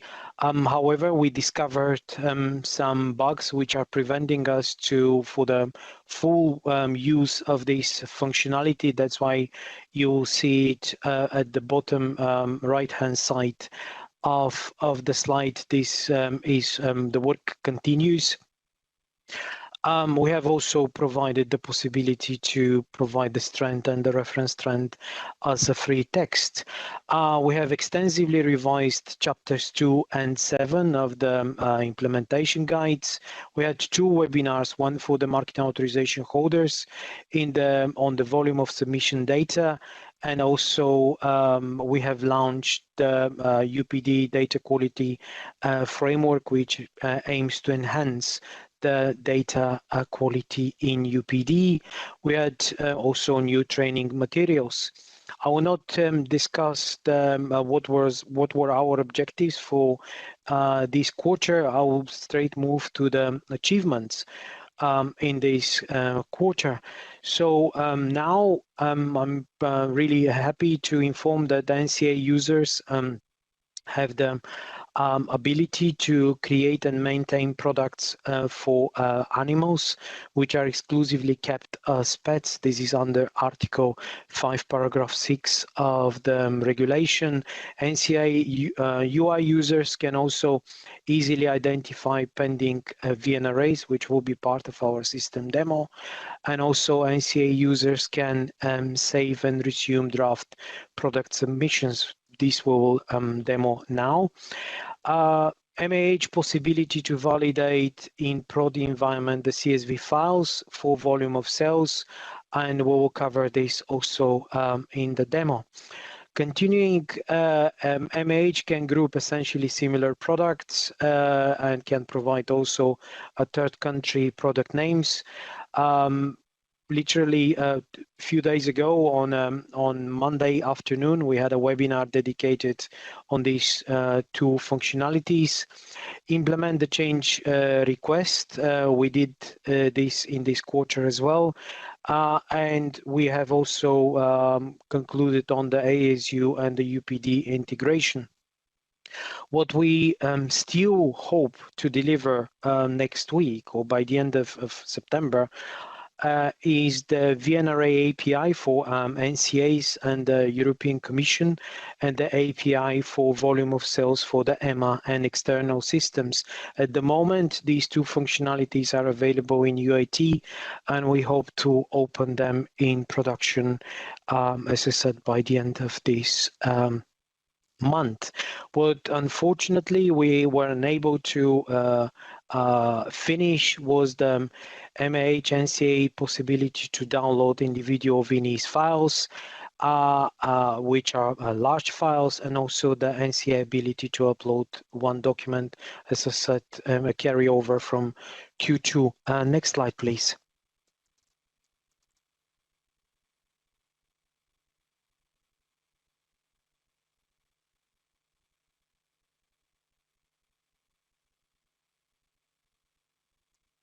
Next slide, please. Yeah, sorry, we have this network delay like we used to have this morning. So you have 10 to 20 seconds before anything will happen on your side. Yeah, sorry for that. Yeah. Thank you. Okay, now continuing very quickly, we have delivered a banner in the UPD portal, both for the UAT and prod. I will show this on the next slide. We are in position to implement filters on substances. Basically, non-current substances will not be possible maybe from October to be selected when creating products. We are waiting for NCA colleagues to try and fix as much as they can at the back end, but we hope that in October or second half of October, this will be in place. We have done the analysis of date of creation of and date of deletion of packages and allow national treatment of VNRA codes affected by national data. Also, the filters to be applied to some RMS terms. We are in a position to sign off these analyses. However, we discovered that there are some nullified terms, and we are considering how to manage with these which currently exist into the UPD. And we also did recently a revision of Chapter 7, which was published last Friday, 15th of September. A webinar, as I said, for the marking authorization holders on product grouping and third country product name, which was done on 18th of September. And there are a number of new training materials. Next slide, please.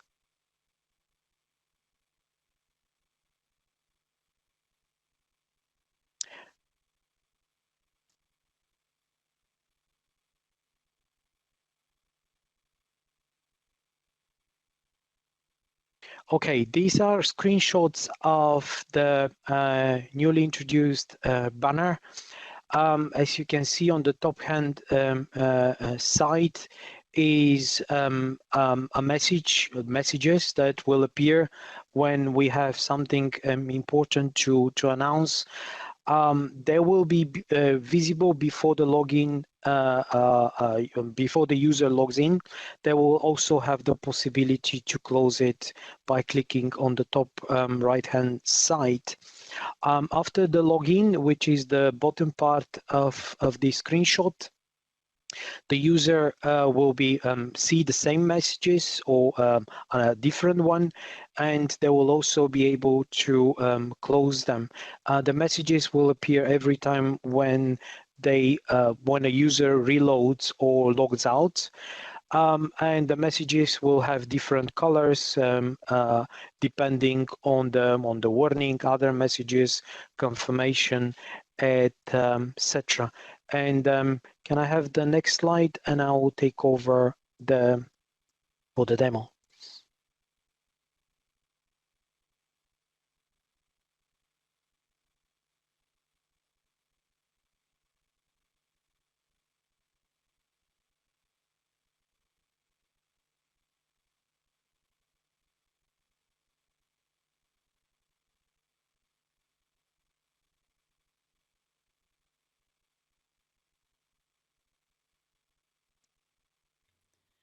Thank you, Behan. Okay. We can see. Yes. Thank you. Okay, thank you. We'll first start demo with, for the NCA users, the ability to save and resume. In this particular case, the creation of a national product. Please note that after you write the product name, some minimum information is mandatory and need to be provided. No documents can be attached. When the mandatory information is provided, you can click on create draft, of course. A pop-up message is displayed and you have the option to select accept or cancel. By accepting the action, the system displays a message for the successful creation of the draft. In order to retrieve an already created draft product, open the form from the creating and click on retrieved draft. A table with the draft products available under the specific procedure is displayed, and then you could click on accept. You can, of course, continue and perform any further modifications as you wish. And when you feel ready, you can also click on update draft button in order to update the selected draft. Every time when you do that, the saved draft will overwrite the previous version. In case if you wish to delete a draft, you press on the discard. The pop message will ask you for a confirmation, and if you do that, the deletion cannot be retrieved. And once you wish to come back, you fill the necessary information, and when you feel ready, you go straight to create a product, and it will be done. Next demo is for the NCA UI users, also on the pending VNRA, for which they are the decision maker. From the list of submissions, once the content and the list of and at least one product for which you are the decision maker will be highlighted, as you can see on the screen. In this case, of course, you can see more highlighted in this orange color. You can also see the submission ID, submission date, submission comments, etc.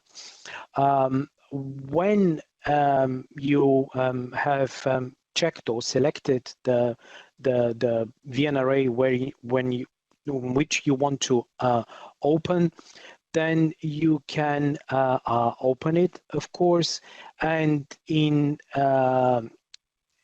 by default, the decision maker view checkbox is selected. As you can see, this is the default option. In that view, all the products for which you are the decision maker, as you can see further down, are expanded, and they're all highlighted.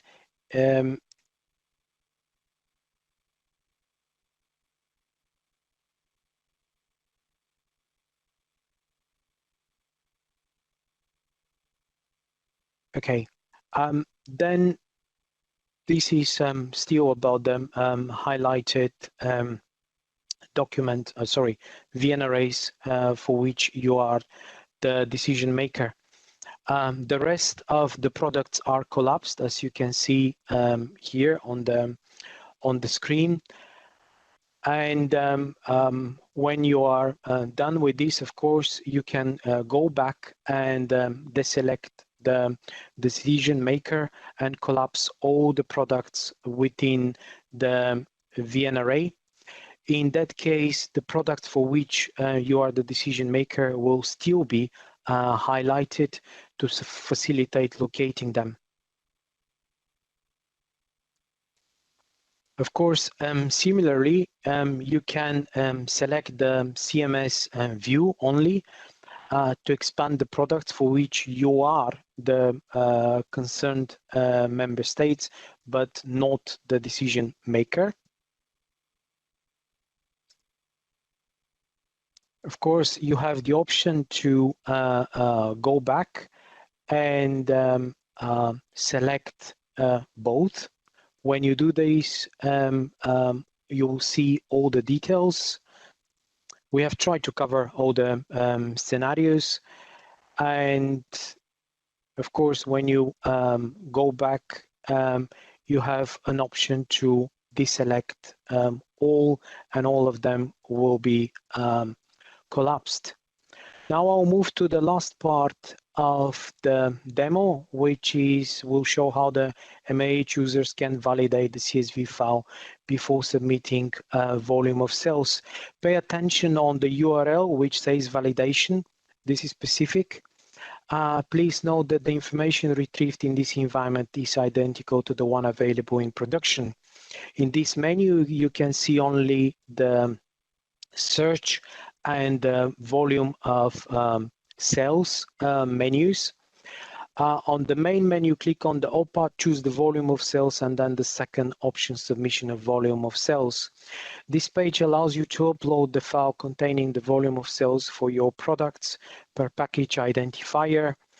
And the next step of the submission of the volume of cells data process is to fill the download file. Once the volume of cell file is selected, you browse your laptop on your local drive, you choose the file, but as you can see, in this case, is a wrong format. It's not a CSV file. You can, of course, have the option to delete, and you can come back and find the right file. You select it, you click on submit, and then a pop-up confirmation message will ask you to confirm. If you, of course, press submit and confirm, the system will perform a number of validations. If there are errors, the system will display the error message in red, as you can see here on the screen, and you will need to review, comply with the guidance, and come back. You do the process again. You go and select the right file, corrected one. You click on select, and then the system will perform the validations. If you see the green message, it is all okay. And after doing this, you can come back and see the process of your submission, and if it is valid with a tick box, it is done. So with this, I would like to... Sorry. Yeah. I'm sorry. You need to really wrap up because we are running late now. Yeah, I am. Well, I have one last slide. Okay, go. Okay, can I have the last slide of my presentation, please?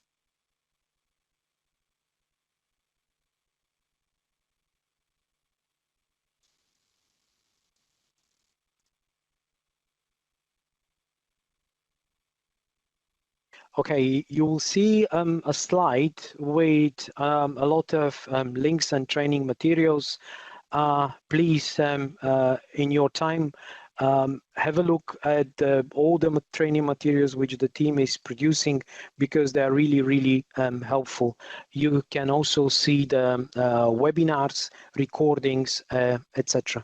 Thank you very much.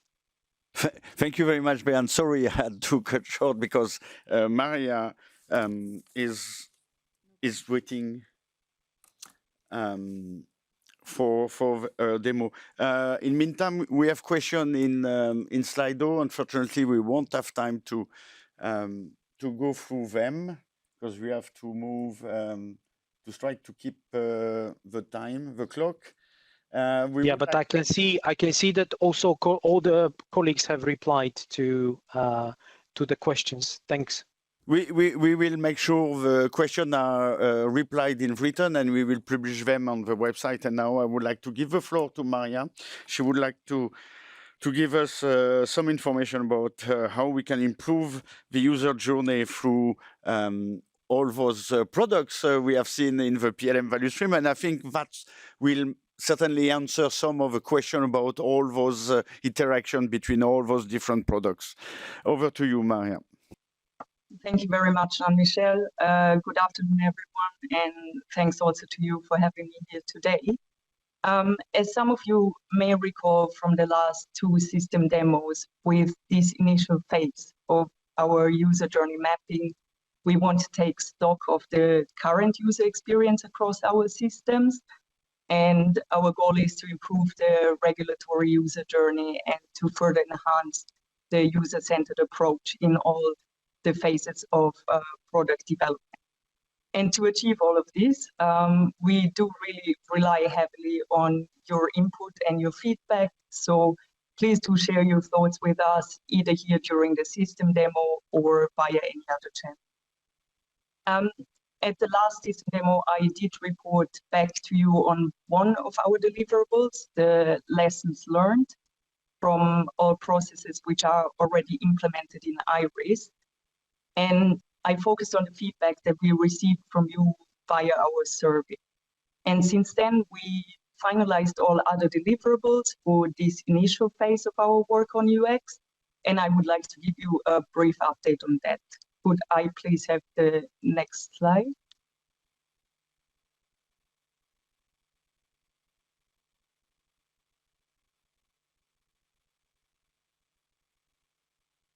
Yeah, Maria, sorry, bear with us. We have the lag time, network issues again. I'm sorry. Yes. No, that's absolutely fine. That's just for illustrative purposes anyway. So we created 9 personas to assess the goals, the needs and challenges of the different user types. And we also created, of course, the templates to work with these personas for all future product development. You can see the template to the right-hand side. We then mapped in detail 4 user journeys for IRIS processes. You can see that on the left-hand side in the middle. And this was to better understand the pain points that the users come across during their interaction with the systems. And then addressing these pain points, we developed quite an extensive set of both generic and specific recommendations on how to improve the user experience. And then it was in July that we held 4 workshop sessions for all colleagues working in the value streams to present our findings to them, but then also to brainstorm on our next steps to ensure alignment. Could I have the next slide, please?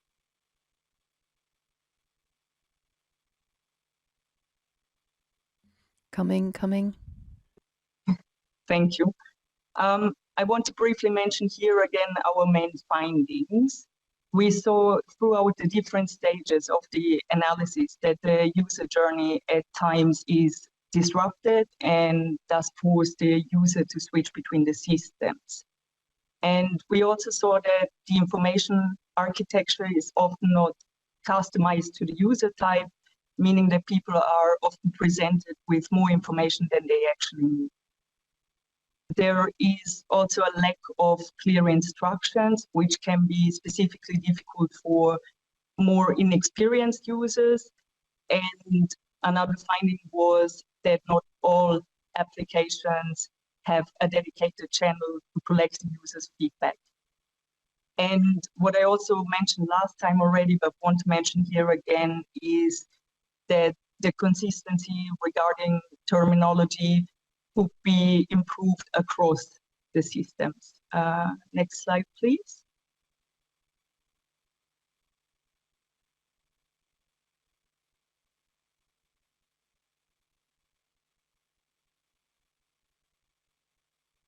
Thank you. Here, I just want to give you some examples of the recommendations that address these pain points. The full list is, of course, much more extensive than what you see here. The pain point that I mentioned on information architecture can be addressed by providing the users with information personalized to their needs. Another recommendation would be to only allow for actions relevant to the user's goals, and also to validate the flow with the end users. And one more recommendation is to refer to a common glossary across all systems to increase the consistency with regards to terminology. And the next slide, please.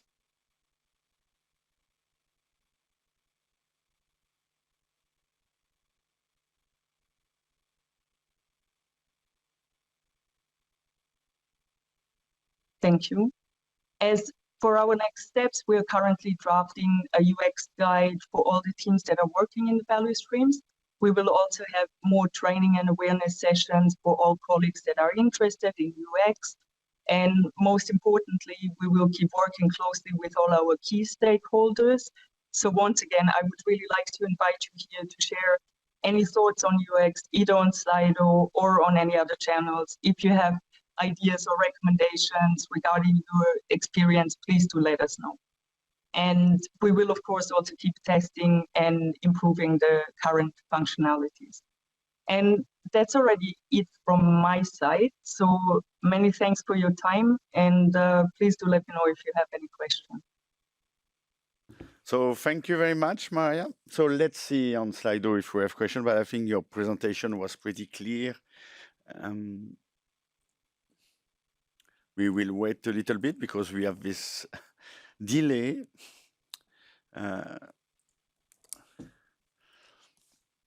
In the meantime, I would like to thank everyone, especially all the product owner, the network product owner, so all our stakeholders and everyone who has spent their time with us this morning. I think it was very fruitful, and waiting for questions for Maria, but I don't see any questions.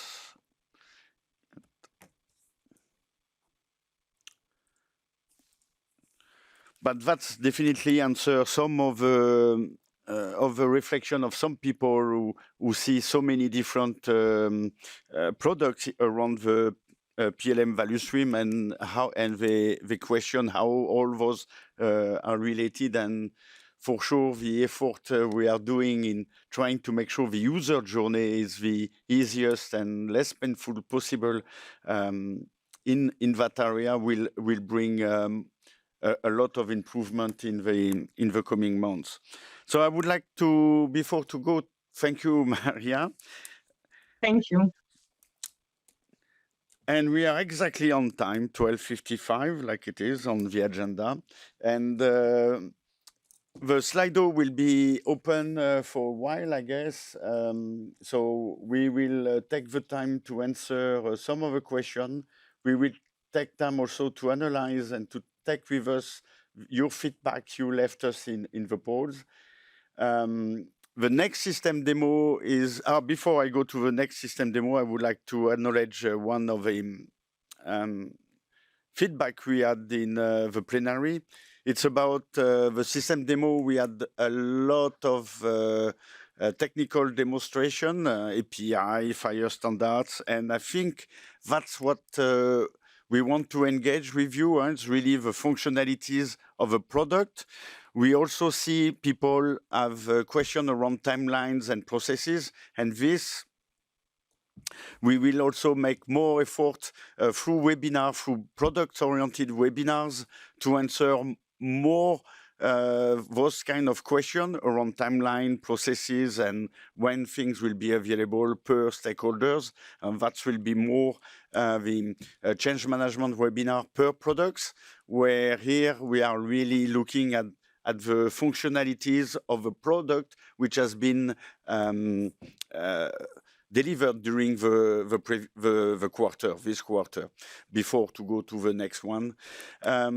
We won't erase the question in Slido. We will let it open. So, because first of all, we need to answer to them and to analyze them, and we will publish them on our corporate website near the recording of this system demo.